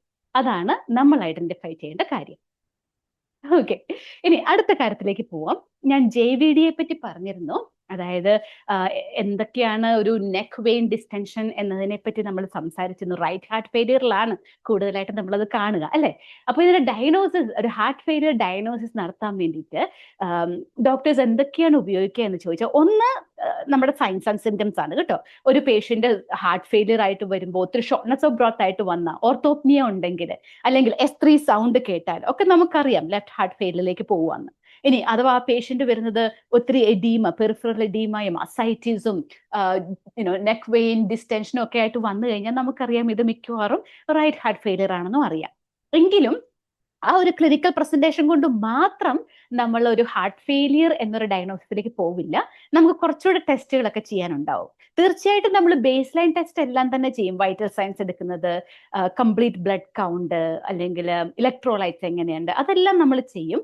അത് കൂടാതെ നമ്മൾ ചെയ്യുന്ന ഒരു ടെസ്റ്റാണ് ഈ JVD എന്ന് പറയുന്നത്, ജുഗുലാർ വീനസ് ഡിസ്റ്റൻഷൻ ഉണ്ടോ ഇല്ലയോ എന്ന് കണ്ടുപിടിക്കുക. ഇനി ഇതില് എല്ലാവർക്കും തന്നെ ഇവിടെ ഒരു പൾസേഷൻ ഉണ്ടാവും കേട്ടോ. ജുഗുലാർ വെയിൻ എന്ന് പറയുന്ന നമുക്കൊരു പൾസേഷൻ നമുക്ക് എല്ലാവർക്കും തന്നെ കാണാൻ പറ്റും. പ്രത്യേകിച്ച് നമ്മൾ ഫ്ലാറ്റ് ആയിട്ടൊക്കെ കിടന്നാൽ പലർക്കും കാണാൻ പറ്റും. പക്ഷേ അവിടെ പൾസേഷൻ ഉണ്ട്, ഫ്ലാറ്റ് ആയിട്ട് കിടക്കുമ്പോൾ അവിടെ പൾസേഷൻ ഉണ്ട് എന്നതുകൊണ്ട് മാത്രം നമ്മൾ JVD പോസിറ്റീവ് ആണെന്ന് പറയാൻ പറ്റില്ല. പകരം അതിനൊരു പ്രത്യേക പൊസിഷനിൽ പേഷ്യന്റിനെ ഇരുത്തിയിട്ട് വേണം നമ്മളത് ചെക്ക് ചെയ്യാൻ. എൻക്ലക്സിന് ആ പൊസിഷൻ ഒരുപാട് ഇമ്പോർട്ടൻ്റ് ആയിട്ടുള്ള ഒരു കാര്യമാണ്. ഒരുപാട് ക്വസ്റ്റ്യൻസ് അതിൽ നിന്ന് വരാറുണ്ട്. അതുകൊണ്ട് പ്രത്യേകം ഓർക്കുക, ജുഗുലാർ വെയിൻ ഡിസ്റ്റൻഷൻ ഉണ്ടോ ഇല്ലയോ എന്നറിയാൻ വേണ്ടി നമ്മൾ ഏറ്റവും ആദ്യം ചെയ്യേണ്ടത് പേഷ്യന്റിനെ 30 to 45 ഡിഗ്രി, അതായത് ഒരു സെമി ഫൗളേഴ്സ് പൊസിഷനിൽ ഇരുത്തുക എന്നുള്ളതാണ്. ആ പൊസിഷനിൽ ഇരുത്തിക്കൊണ്ട് വേണം നമ്മൾ ജുഗുലാർ വീനസ് ഡിസ്റ്റൻഷന്റെ പൾസേഷൻ എവിടെയാണ് എന്ന് നോക്കാൻ. ഓക്കെ, അപ്പോൾ അങ്ങനെ ഇരുത്തി കഴിയുമ്പോൾ ദാ ഇവിടെയായിട്ടാണ് പൾസേഷൻ എങ്കിൽ നമ്മളൊരു സ്കെയിൽ പോലൊരു ഇത് വെച്ചിട്ട് നമ്മൾ സ്കെയിൽ പോലൊരു ഇത് വെച്ചിട്ട് നോക്കുവാണ് എവിടെയാണ് പൾസേഷൻ. എന്നിട്ട് നമ്മൾ ഇവിടെ ഈ ഒരു ഏരിയ അല്ലെങ്കിൽ ഈ ഒരു പോയിന്റിന് പറയുന്ന പേരാണ് സ്റ്റേർണൽ ആംഗിൾ അല്ലെങ്കിൽ ആംഗിൾ ഓഫ് ലൂയിസ് എന്ന് പറയുക, അതായത് സ്റ്റേർണൽ ആംഗിൾ. അപ്പൊ സ്റ്റേർണൽ ആംഗിളും ഇവിടുന്ന് ഇങ്ങനെ എന്തേരിയുണ്ട്, സ്റ്റേർണൽ ആംഗിളിൽ എന്തേരിയുണ്ട്, അത് തമ്മിലുള്ള ഡിഫറൻസ് എത്രയാണ്, അതാണ് ജുഗുലാർ വീനസ് പ്രഷർ. അത് 3 സെന്റിമീറ്ററോ അതിൽ കുറവോ ആണെങ്കിൽ ജുഗുലാർ വീനസ് ഡിസ്റ്റൻഷൻ അല്ലെങ്കിൽ ജുഗുലാർ വീനസ് പ്രഷർ ഓക്കെ ആണ്. ഓക്കെ, 3 സെന്റിമീറ്റർ ആണെങ്കിൽ.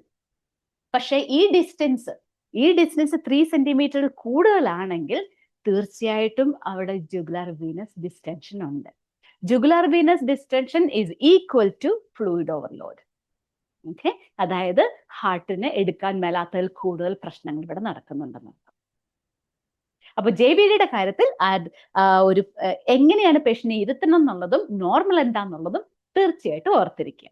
ഇനി വേറൊരു ടെസ്റ്റ് ഉണ്ട്, ഒരു ബ്ലഡ് ടെസ്റ്റ് ആണ്, BNP എന്ന് പറയും, ബി ടൈപ്പ് നട്രിയുറേറ്റിക് പെപ്റ്റൈഡ്സ് എന്നാണ് പറയുക.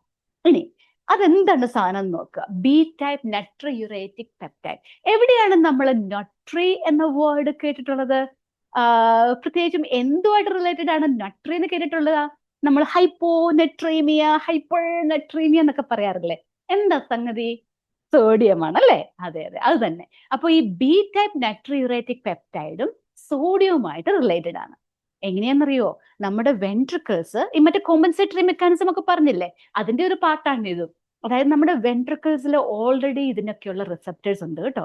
അപ്പോൾ എപ്പോഴെങ്കിലും ഈ വെൻട്രിക്കിൾസ് സ്ട്രെച്ച് ആയാൽ ഉടനെ ഈ BNP എന്ന് പറയുന്ന ആ ഒരു മെസ്സേജ് ബ്ലഡിലേക്ക് പോകും. ആ ഒരു ഹോർമോണൽ കൈൻഡ് ഓഫ് സബ്സ്റ്റൻസ്, ഒരു പെപ്റ്റൈഡ് ആണ്, പ്രോട്ടീൻ കൈൻഡ് ഓഫ് സബ്സ്റ്റൻസ്, അത് ബ്ലഡിലേക്ക് റിലീസ് ആവും. എപ്പോഴാണ് റിലീസ് ആവുന്നത്? എപ്പോഴെങ്കിലും വെൻട്രിക്കിൾസ് സാധാരണയിൽ കൂടുതൽ സ്ട്രെച്ച് ആയിട്ടുണ്ടെങ്കിൽ. എപ്പോഴാണ് വെൻട്രിക്കിൾ സാധാരണയിൽ കൂടുതൽ സ്ട്രെച്ച് ആവേണ്ട വരിക? എപ്പോഴെങ്കിലും കൂടുതൽ ബ്ലഡ് അതിൻ്റെ അകത്ത് വന്നാൽ. സാധാരണയിൽ കൂടുതൽ അല്ലെങ്കിൽ അതിനെ ഹാൻഡിൽ ചെയ്യാവുന്നതിൽ കൂടുതൽ ബ്ലഡ് അതിൻ്റെ അകത്ത്, ബ്ലഡ് വോളിയം വെൻട്രിക്കിളിൽ വരുമ്പോഴാണ് അതിന്റെ വോൾസ് സ്ട്രെച്ച് ആവുന്നത്. അപ്പൊ എന്ത് സംഭവിക്കും? BNP റിലീസ് ആവും.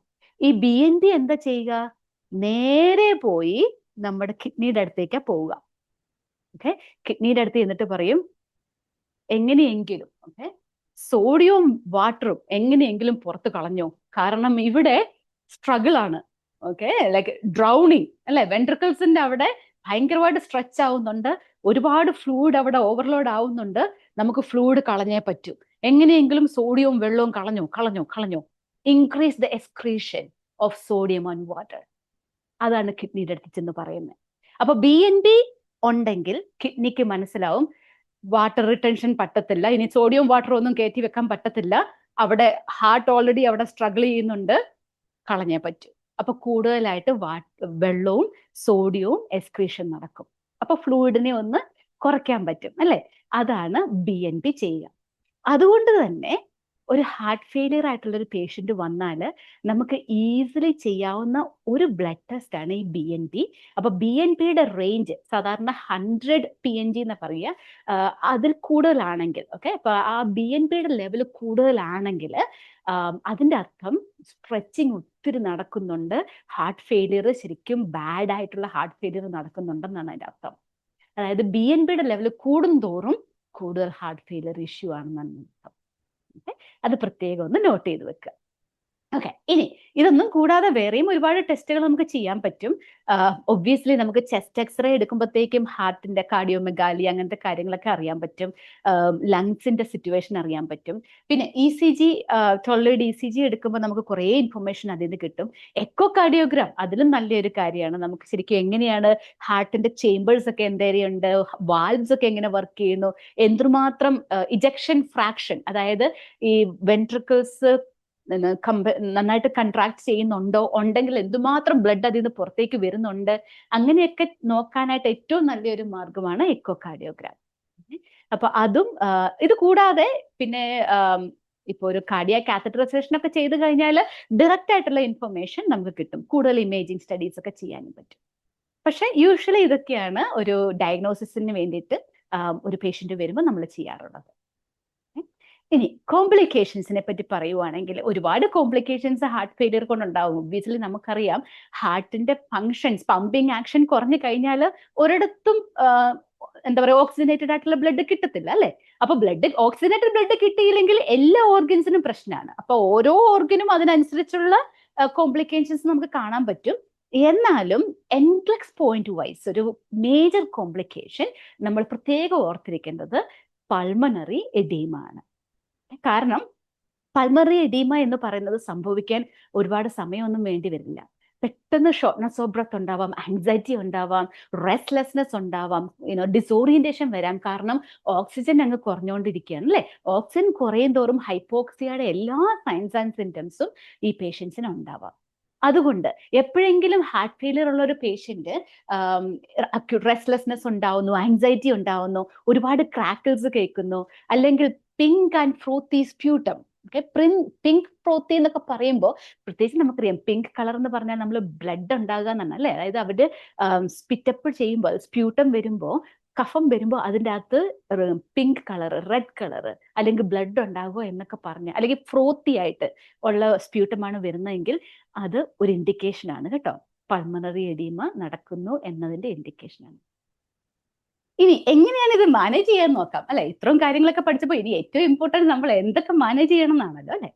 ഏറ്റവും ഒന്നായിട്ട് ഹെൽപ്പ് ചെയ്യുന്നത് പേഷ്യന്റിനെ ഏത് പൊസിഷനിൽ ഇരുത്തണം എന്നുള്ളതാണ്. നമുക്കറിയാം ഫ്ലാറ്റ് ആയിട്ട് ഇരുന്നാൽ അവർക്ക് ഒട്ടും ശരിക്കും ശ്വാസമുട്ടൽ ഉണ്ടാവും. അതുകൊണ്ട് ഏറ്റവും ബെസ്റ്റ് പൊസിഷൻ എന്താണ്? ഒരാൾക്ക് ശ്വാസമുട്ടൽ ഉണ്ടെങ്കിൽ ഏറ്റവും ബെസ്റ്റ് പൊസിഷൻ എന്താ?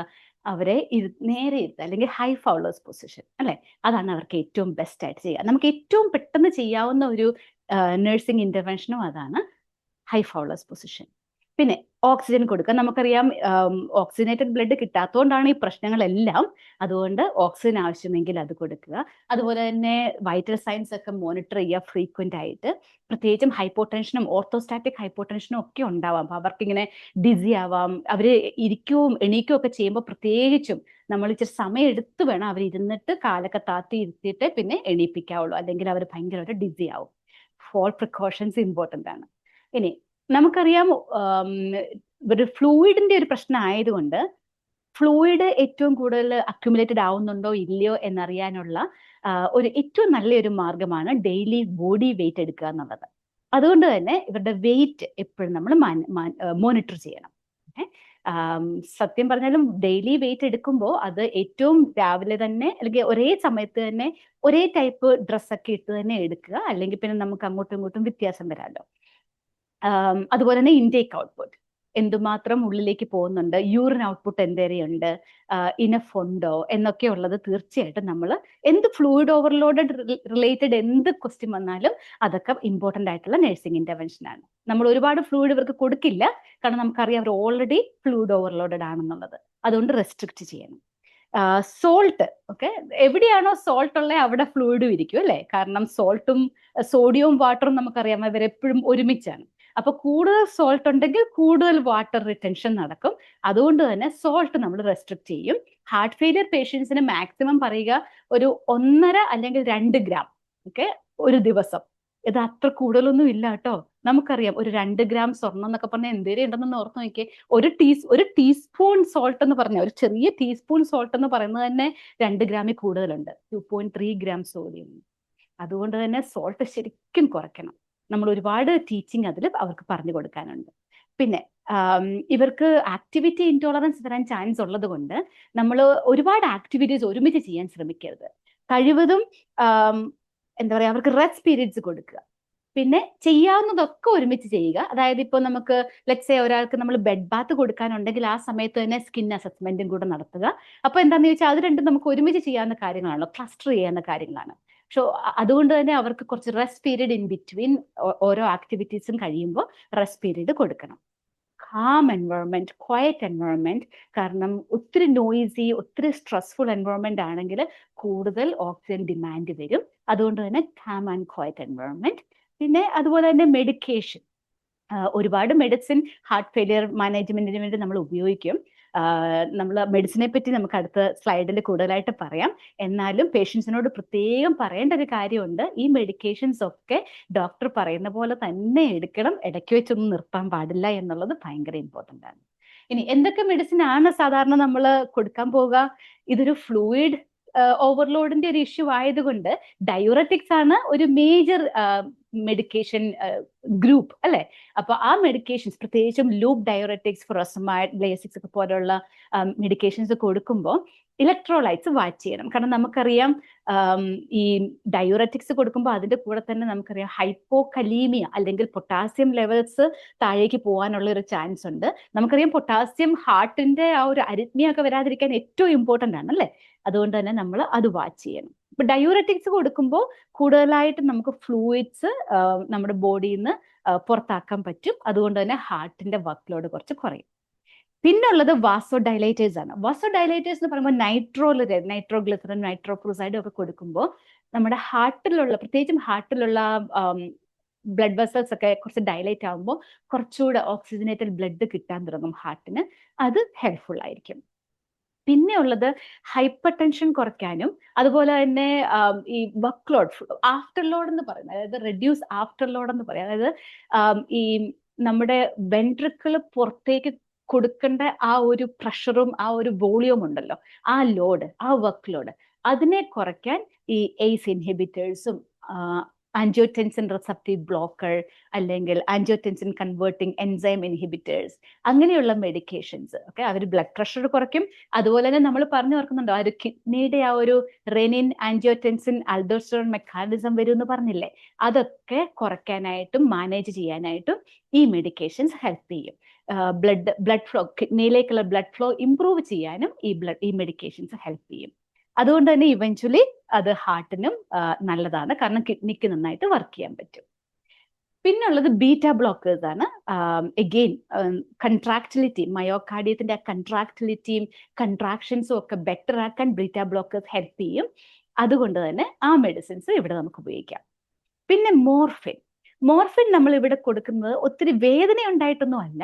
പക്ഷേ മോർഫിൻ ചെയ്യാൻ പോകുന്നത് എന്താണെന്ന് ചോദിച്ചാൽ, നമ്മുടെ റൈറ്റ് ഓട്രിയത്തിലേക്ക് വരുന്ന ആ ഒരു ബ്ലഡ് ഉണ്ടല്ലോ, അതായത് നമ്മുടെ സുപ്പീരിയർ വെന കേവായെന്നും ഇൻഫീരിയർ വെന കേവായെന്നും ഒക്കെ തിരിച്ചു വരുന്ന ആ ലോഡ്, ഓക്കെ, ആ ബ്ലഡ് വോളിയം കുറയ്ക്കാൻ മോർഫിൻ ഹെൽപ്പ് ചെയ്യും.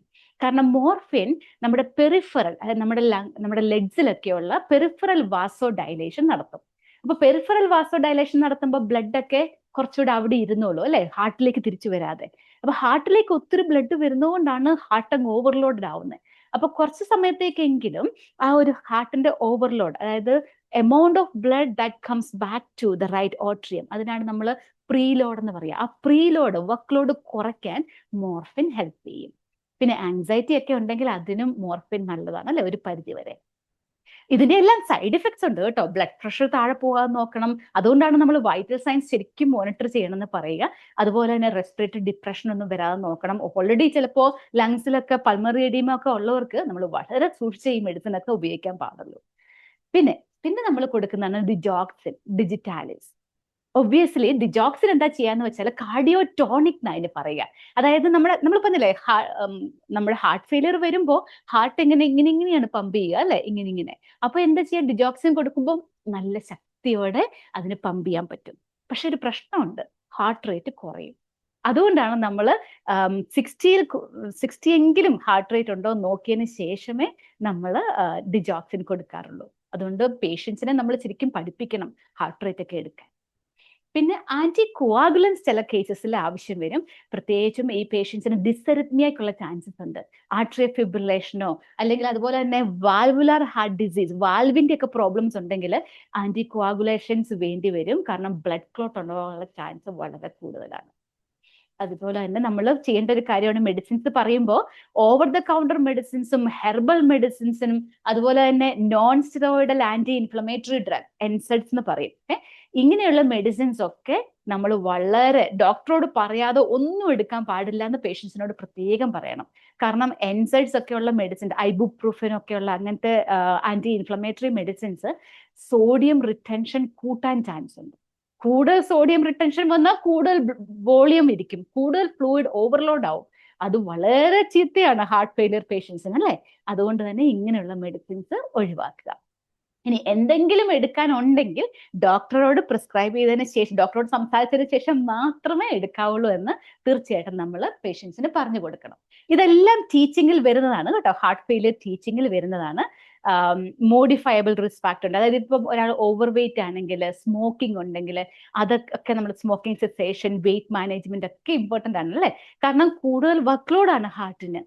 അപ്പോൾ ആ വർക്ക് ലോഡ് കുറയ്ക്കാനുള്ള എല്ലാ ലൈഫ് സ്റ്റൈൽ ചേഞ്ചസും നമ്മൾ പറഞ്ഞു കൊടുക്കണം. അതുപോലെ എക്സസൈസ് ഒക്കെ, ആക്ടിവിറ്റി ഇൻടോളറൻസ് ഉണ്ടാവാം, എങ്കിലും ബെഡ് റെസ്റ്റ് ഒട്ടും നല്ലതല്ല. പറ്റുന്ന പോലെയൊക്കെ മൂവ് ചെയ്യണം, എങ്ങനെയൊക്കെ എക്സസൈസ് ചെയ്യാം എന്നുള്ളത് പ്രിവെൻഷന് വേണ്ടിയിട്ടും അത് വളരെ ഇമ്പോർട്ടൻ്റ് ആണ്. മെഡിക്കേഷൻസിന്റെ കാര്യം നമ്മൾ പറഞ്ഞു. മെഡിക്കേഷൻസ് ഒന്നും ഡോക്ടറോട് ചോദിക്കാതെ എടുക്കാൻ പാടില്ല. പിന്നെ ഡോക്ടർ പറഞ്ഞിരിക്കുന്ന മെഡിസിൻ അവോയ്ഡ് ചെയ്യാനും പാടില്ല, കറക്റ്റ് ആയിട്ട് എടുക്കണം. ബാലൻസ് ആക്ടിവിറ്റി ലെവൽ, ഒരുപാട് സ്ട്രെസ്ഫുൾ ആവാൻ പാടില്ല, എന്നാൽ ബെഡ് റെസ്റ്റ് ആവാൻ പാടില്ല. വെയിറ്റ് എപ്പോഴും അവര് വാച്ച് ചെയ്യണം. കാരണം നമ്മൾ പറഞ്ഞു, ഡെയിലി വെയിറ്റ് ആണ് ഫ്ലൂയിഡ് ഓവർലോഡ് വരുന്നുണ്ടോ ഇല്ലയോ എന്നറിയാനുള്ള ഏറ്റവും നല്ല വഴി. അപ്പൊ അതുകൊണ്ട് തന്നെ നമ്മൾ പേഷ്യൻസിനോട് പറയണം, എന്നും വെയിറ്റ് എടുക്കണം. വെയിറ്റ് എടുക്കുമ്പോൾ കഴിവതും രാവിലെ തന്നെ എണീറ്റ് ഉടനെ തന്നെ ചെയ്യുക. യൂറിൻ എംപ്റ്റി ചെയ്തതിന് ശേഷം, കാരണം യൂറിനും ഫ്ലൂയിഡ് ആണല്ലോ, അപ്പൊ അത് വേണ്ട. നമുക്കറിയാം വെയിറ്റിന്റെ കാര്യം പറയുമ്പോൾ 1 കിലോഗ്രാം, 1 കിലോഗ്രാം വെയിറ്റ് എന്ന് പറയുന്നത് ഏകദേശം 1 ലിറ്റർ ഫ്ലൂയിഡ് ആണെന്നാണ് പറയുക. അപ്പൊ ഒരാള് 1 കിലോ കൂടിക്കഴിഞ്ഞാൽ അതിന്റെ അർത്ഥം 1 ലിറ്റർ ഫ്ലൂയിഡ് അയാളുടെ ബോഡിയിൽ മിക്കവാറും വന്നിട്ടുണ്ടാവും എന്നാണ്. അതുകൊണ്ട് തന്നെ വെയിറ്റ് എടുക്കുന്നത് തീർച്ചയായിട്ടും വളരെ കറക്റ്റ് ആയിട്ട് എല്ലാ ദിവസവും ഒരേ സമയത്ത് തന്നെ ഒരേ ടൈപ്പ് ഓഫ് എന്താ പറയാ, ഒത്തിരി ജാക്കറ്റ് ഒക്കെ ഇട്ട് ഒരു ദിവസം എടുത്തു, പൈജാമ ഇട്ട് ഒരു ദിവസം എടുത്തു, അങ്ങനെയാവരുത്. ഒരേ ടൈപ്പ് ഓഫ് ഡ്രസ് ഒക്കെ ഇട്ട് തന്നെ എടുക്കുക. ഡോക്ടറെ അറിയിക്കേണ്ട കാര്യങ്ങളും ഉണ്ട്. ഒരു ദിവസത്തിൽ 3 പൗണ്ടോ അതിലധികമോ വെയിറ്റ് ഗെയിൻ വന്നാൽ ഡോക്ടറോട് പറയണം. അല്ലെങ്കിൽ ഒരാഴ്ചയിൽ 5 പൗണ്ട് അതിലധികം, 5 പൗണ്ടോ അതിലധികമോ വെയിറ്റ് ഗെയിൻ ഒരാഴ്ചയിൽ ഉണ്ടായാൽ ഉടനെ ഡോക്ടേഴ്സിനെ അല്ലെങ്കിൽ ക്ലിനിക്കിൽ വിളിച്ച് പറയണം. കാരണം ദേ നീഡ് ഇവാലുവേഷൻ. ഡയൂററ്റിക്സ് ഒക്കെ ചിലപ്പോൾ നമ്മൾ കൂടുതൽ കൊടുക്കേണ്ടി വരും. അതുപോലെ തന്നെ ഗെറ്റ് വാക്സിനേറ്റഡ്. കാരണം നമുക്കറിയാം വാക്സിനേഷൻ കൊണ്ട് നമുക്ക് പ്രിവെന്റ് ചെയ്യാവുന്ന കുറെ ഡിസീസ് കണ്ടീഷൻസ് ഉണ്ട്, അല്ലെ? എസ്പെഷ്യലി ഫ്ലൂ, ന്യൂമോണിയയും ഒക്കെ.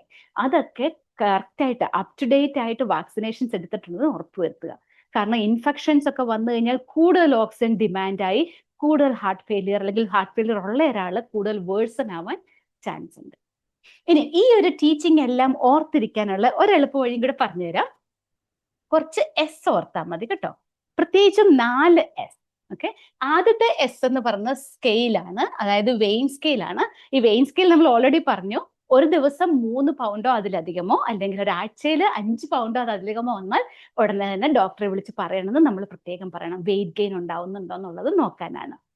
രണ്ടാമത്തെ എസ് എന്ന് പറയുന്നത് സ്വെല്ലിംഗ് ആണ്. ഇനി സ്വെല്ലിംഗ് എന്ന് പറയുമ്പോൾ നമുക്കറിയാം കുറച്ച് ചിലപ്പോൾ അസൈറ്റിസ് ഉണ്ടാവാം. അപ്പൊ പേഷ്യൻസ് ഇങ്ങനെ, എനിക്ക് അസൈറ്റിസ് ആണ് കേട്ടോ എന്നൊന്നും ആയിരിക്കത്തില്ല പറയുക, അല്ലെ? പേഷ്യൻസ് എന്തായിരിക്കും പറയുക?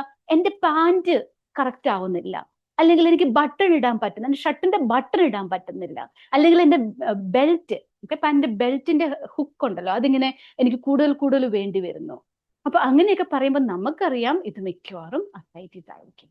അല്ലെങ്കിൽ കാലയില് അവർ പറയും എന്റെ ഷൂസ് ഫിറ്റ് ആവുന്നില്ല, അല്ലെങ്കിൽ എന്റെ സോക്സ് മാറ്റുമ്പോൾ ഒത്തിരി ഇങ്ങനെ സോക്സിന്റെ പാട് കിടക്കുക, അല്ലെങ്കിൽ എന്റെ ആംഗിൾസ് എനിക്ക് കാണാൻ പറ്റുന്നില്ല.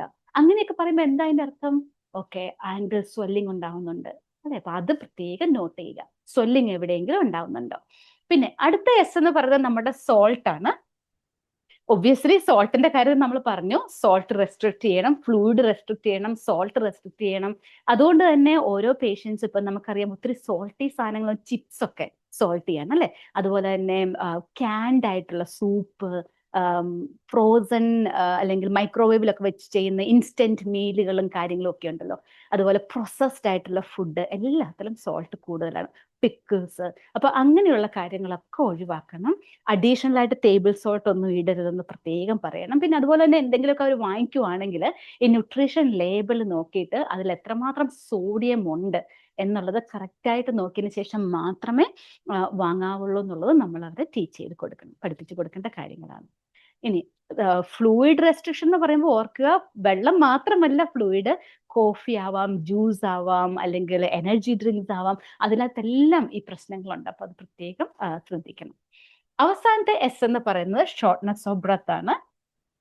ഷോർട്ട്നെസ് ഓഫ് ബ്രത്ത് എന്ന് പറയുമ്പോൾ നമുക്കറിയാം, എല്ലാവർക്കും അറിയാം അവർക്ക് ഏതാണ് അവരുടെ ഒരു normal shortness of breath level എന്താണ്, അല്ലെങ്കിൽ എത്രയാണ് കൂടുതൽ എന്നുള്ളത് അവർക്കറിയാം.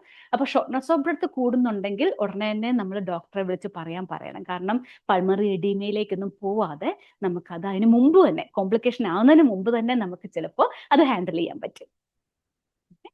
അപ്പൊ ഇത്തരം കാര്യങ്ങൾ മനസ്സിലായല്ലോ അല്ലെ. ഹാർട്ട് ഫെയിലിയറിനെ പറ്റിയുള്ള ഏകദേശം എല്ലാ കാര്യങ്ങളും നമ്മളിവിടെ കവർ ചെയ്തിട്ടുണ്ട്. ഇനി മെഡിക്കേഷൻസ് ആണെങ്കിൽ ഈ ഓരോ മെഡിസിനെ പറ്റി നമ്മൾ പ്രത്യേകം ക്ലാസ്, ഡീറ്റെയിൽ ആയിട്ടുള്ള ക്ലാസ് നമ്മുടെ ആപ്പിളാറൻ ഫുൾ കോഴ്സിലുണ്ട് അല്ലെ. അപ്പൊ അത് നിങ്ങൾക്ക് ഒരുപാട് ഹെൽപ്പ് ആയിരിക്കും. ഇതിന്റെ എല്ലാ നോട്ട്സും നമുക്ക് അവൈലബിൾ ആണ്. നന്നായിട്ട് പഠിച്ചോണം കേട്ടോ. പ്രത്യേകിച്ചും ഓരോ കാര്യങ്ങളും മനസ്സിലാക്കി അണ്ടർസ്റ്റാൻഡ് ചെയ്യാൻ പഠിക്കുക. ഇനി നമുക്ക് പെട്ടെന്നൊരു ക്വസ്റ്റ്യൻ ചെയ്യാം. എന്താണ് ഒരു select all that apply question ആണ്. ഇതിൽ പറയുന്നു, a nurse is assessing a client diagnose with right heart failure, which finding should the nurse expect. അപ്പൊ നമുക്കറിയാം ഇവിടെ പ്രത്യേകം പറഞ്ഞിട്ടുണ്ട്, റൈറ്റ് ഹാർട്ട് ഫെയിലിയർ ആണ്, എന്തൊക്കെയാണ് എക്സ്പെക്ട് ചെയ്യുക. Right means rest of the body അല്ലെ, ബാക്കപ്പ് വരുന്നത് ബോഡിയിലേക്കാണ്. അപ്പൊ എന്തൊക്കെയാണ് നമ്മുടെ സൈൻസ് ആൻഡ് സിംറ്റംസ് നമ്മൾ പറഞ്ഞത്? ബ്രഡിക്കാർഡിയ നമ്മൾ പറഞ്ഞിട്ടില്ല.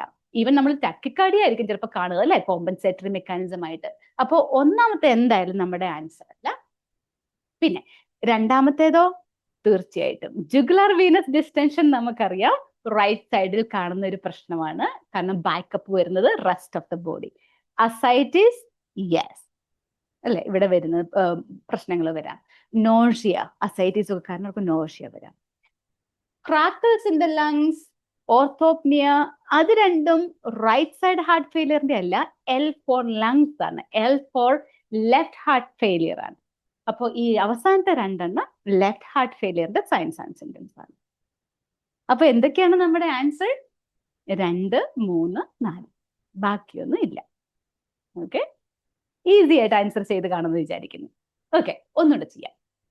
A client with a history of chronic left side heart failure reports increasing shortness of breath for the past 2 days. ഭയങ്കരമായിട്ട് ഷോർട്ട്നെസ് ഓഫ് ബ്രത്ത് ഉണ്ടായിക്കൊണ്ടിരിക്കുക. The nurse notes crackles in both lung bases and the client states needing 3 pillows to sleep. അപ്പൊ orthopnoea ശരിക്കും ഉണ്ട്. അതുകൊണ്ടാണല്ലോ pillow വേണമെന്ന് പറയുന്നത്. ഇനി question ഇതാണ്, which action should the nurse take first? ഏറ്റവും ആദ്യം നേഴ്സിന് ഈ പേഷ്യൻസിനെ ഹെൽപ്പ് ചെയ്യാൻ ഏറ്റവും ആദ്യം നേഴ്സ് ചെയ്യേണ്ട കാര്യം എന്താണ്? 1, place the client in high Fowler's position. 2, review the client's most recent echocardiogram result. 3, teach the client to monitor daily weight at home. നല്ല കാര്യം തന്നെയാണ്. 4, encourage the client to restrict sodium and fluid intake. Okay, ഇതിൽ ശരിക്കും പറഞ്ഞാൽ എല്ലാ കാര്യവും നല്ല കാര്യങ്ങളാണ് അല്ലെ. സോഡിയം റെസ്ട്രിക്ട് ചെയ്യുന്നതും, ഫ്ലൂയിഡ് റെസ്ട്രിക്ട് ചെയ്യുന്നതും, ഡെയിലി വെയിറ്റ് എടുക്കുന്നതും, എക്കോകാർഡിയോ റിസൾട്ട് റിവ്യൂ ചെയ്യുന്നതും എല്ലാം നല്ല കാര്യങ്ങളാണ്. പക്ഷെ ക്വസ്റ്റ്യൻ എന്താ ചോദിച്ചിരിക്കുന്നത്? ഇയാൾക്ക് ഭയങ്കരമായിട്ട് ഷോർട്ട്നെസ് ഓഫ് ബ്രത്ത് ആണ്, ഇപ്പോ എന്താണ് ചെയ്യാൻ പറ്റുക? ഏറ്റവും ആദ്യം what action should be taken? എന്തായിരിക്കും ആൻസർ? ഒന്നാമത്തേത് അല്ലെ, place the client in high Fowler's position. Good job. എനിക്ക് ഉറപ്പാണ് നിങ്ങൾക്ക് ഈ ആൻസർ എല്ലാം കറക്റ്റ് ആയിട്ട് കിട്ടിയിട്ടുണ്ടെന്നുള്ളത്. നമ്മുടെ ക്വസ്റ്റ്യൻ ബാങ്കിൽ, ആപ്പിളാറിന്റെ ക്വസ്റ്റ്യൻ ബാങ്കിൽ 3000+ ക്വസ്റ്റ്യൻസ് ഉണ്ട് കേട്ടോ. അതിൽ ഒരുപാട് ക്വസ്റ്റ്യൻസ് ഉണ്ട്, കേസ് സ്റ്റഡി ആയിട്ടും അല്ലാതെയും. വളരെ NGNന്റെ ഐറ്റം ഫോർമാറ്റ്സിൽ ഹാർട്ട് ഫെയിലിയറിനെ പറ്റി ഒരുപാട് ക്വസ്റ്റ്യൻസ് ഉണ്ട്. എല്ലാം നന്നായിട്ട് നോക്കിക്കോണം കേട്ടോ. എല്ലാം ചെയ്തിട്ടേ എക്സാമിന് പോകാവൂ. ഓക്കെ, ഇനി ലാസ്റ്റ് ഒരു കാര്യം കൂടെ പറഞ്ഞോട്ടെ. ഇതെന്താണെന്നറിയോ? ഇത് തേനീച്ച, നമ്മൾ വൻതേനീച്ച എന്ന് പറയില്ലേ, ആ വൻതേനീച്ചയാണ് ഇത്. ബംബിൾ ബീ എന്ന് പറയും. ഓക്കെ, നാസയിലൊക്കെ പറയുന്ന അവിടെ എഴുതി വെച്ചിരിക്കുന്ന ഒരു കാര്യം ഉണ്ടെന്നാണ് പറഞ്ഞിരിക്കുക. ഈ ബംബിൾ ബി ശരിക്കും പറഞ്ഞാൽ നമ്മുടെ എയ്റോഡൈനാമിക്സ് പ്രിൻസിപ്പിൾ ഒക്കെ വെച്ച് നോക്കിയ, അതായത് ഈ ഫ്ലൈറ്റ് ഒക്കെ പോകുന്ന പ്ലെയിൻ ഒക്കെ ഉണ്ടാക്കുന്നവരൊക്കെ ഉപയോഗിക്കുന്ന വലിയ വലിയ റോക്കറ്റ് സയൻസ് ലോസ് ഉണ്ടല്ലോ, ഫിസിക്സിന്റെ ഒക്കെ ലോസ്, ആ എയ്റോഡൈനാമിക്സ് ലോസ് ഒക്കെ വെച്ച് നോക്കിക്കഴിഞ്ഞാൽ ഈ ബംബിൾ ബി ശരിക്കും പറഞ്ഞാൽ പറക്കാൻ പറ്റേണ്ട ഒരു കാര്യമല്ല, അതിനെ കൊണ്ട് പറ്റരുത്. കാരണം ഈ ബംബിൾ ബിയുടെ ബോഡി കണ്ടോ, ഭയങ്കര ഇങ്ങനെ ഇരിക്കുന്ന ഒരു ബോഡിയും വളരെ കുഞ്ഞായിട്ടുള്ള കുറച്ച് ചിറകും അതിനുള്ളത്. അത് വെച്ചിട്ട് aerodynamically it should not be flying. പക്ഷെ ബംബിൾ ബി പറക്കുവോ? പറക്കും. ഒരുപാട് നല്ല കാര്യങ്ങൾ, ഒത്തിരി പറന്ന് ഒരുപാട് പോളനും ഒക്കെ എടുത്ത് ഒരുപാട് കാര്യങ്ങൾ ചെയ്യുന്ന, ഹണി ഉണ്ടാക്കുന്ന ബംബിൾ ബി ആണ് അല്ലേ. അതിന് പറക്കാൻ പറ്റും. അതിനോട് ആരെങ്കിലും പറഞ്ഞോ, ഓ നിന്റെ ബോഡി ഉണ്ടല്ലോ, ഈ ചെറിയ വലിയ ബോഡിയും കുഞ്ഞു ചിറകുമായിട്ടുള്ള നിന്റെ ബോഡി ഉണ്ടല്ലോ, അത് ഫിസിക്സിന്റെ ലോ വെച്ച് നിനക്ക് പറക്കാനൊന്നും പറ്റുന്നതല്ല കേട്ടോ എന്ന് ആരെങ്കിലും പറഞ്ഞിട്ടുണ്ടോ ബംബിൾ ബിയോട്? Does bumble bee care? No, it doesn't know that, so it flies. അപ്പൊ ഞാനിവിടെ പറയാൻ ഉദ്ദേശിക്കുന്നത് എന്താണെന്നറിയാവോ, നിങ്ങളുടെ അടുത്ത് ഓ നിന്നെ കൊണ്ട് ഇതൊന്നും പറ്റത്തില്ല കേട്ടോ, നിനക്ക് അതിനുള്ള എന്താ പറയാ അതിനുള്ള ബുദ്ധിയൊന്നുമില്ല, ഈ എൻഗ്ലീഷ് എക്സാം എന്ന് പറഞ്ഞത് അങ്ങനെ എല്ലാവർക്കും ഉള്ളതൊന്നും അല്ല, വലിയ വലിയ പഠിപ്പിസ്റ്റുകൾക്ക് മാത്രം പറ്റുന്ന കാര്യമാണ് എന്നൊക്കെ പറയുന്ന കുറേ പേരൊക്കെ ഉണ്ടാവും അല്ലെ. അതുപോലെ തന്നെ ഓ നീ എങ്ങനെയാ നഴ്സിംഗ് പഠിച്ചെടുത്ത് എങ്ങനെയൊക്കെയോ പാസ്സായതല്ലേ, നിന്നെ കൊണ്ട് വല്ലതും പറ്റുമോ ഈ എക്സാം എന്നൊക്കെ ചോദിക്കുന്ന ആൾക്കാരും ഉണ്ടാവും. ഇനി അതുകൂടാതെ വേറൊരു കുറച്ച് പേരുണ്ട്, ഞാനൊക്കെ ഉണ്ടല്ലോ ചുമ്മാ അങ്ങ് പോയി എഴുതിയതാ, അന്നേരം ഞാനങ്ങ് പാസ്സായി, ഓ എന്നെ കൊണ്ട് പറ്റുമെങ്കിൽ നിനക്കൊക്കെ ചുമ്മാ പോയി അങ്ങ് എഴുതിയാ പോരെ എന്ന് ചോദിക്കുന്ന ചില ആന്റിമാരുണ്ടാവും. ഇവരെയൊക്കെ ഇതിലേ കയറ്റി ഇതിലേ അങ്ങ് വിട്ടേക്കുക. ഓക്കെ, ഒന്നും നമ്മുടെ ബ്രെയിനിലേക്ക് എടുക്കരുത്. കാരണം നിങ്ങൾക്ക് ഇതിനെ കൊണ്ട് പറ്റുമെന്നും നിങ്ങൾക്ക് ഇതിനുള്ള യോഗ്യതയുണ്ടെന്നും നിങ്ങളെ കൊണ്ട് ഇത് എഴുതി എടുക്കാൻ പറ്റുമെന്നും 100% അറിയാവുന്ന ഒരാളാണ് ഞാനും പൊക്കത്തിരിക്കുന്ന ദൈവവും. ഓക്കെ, അത് നിങ്ങളും കൂടെ വിശ്വസിച്ചാൽ മതി. So believe in your self. Don't listen to anyone who says the negative things about you. Don't let it go into your brain.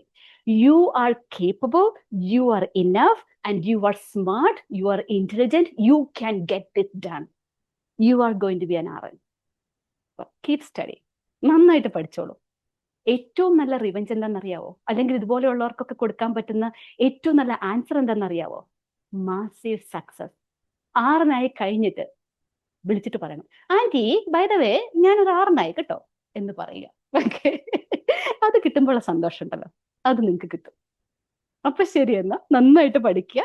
See you there.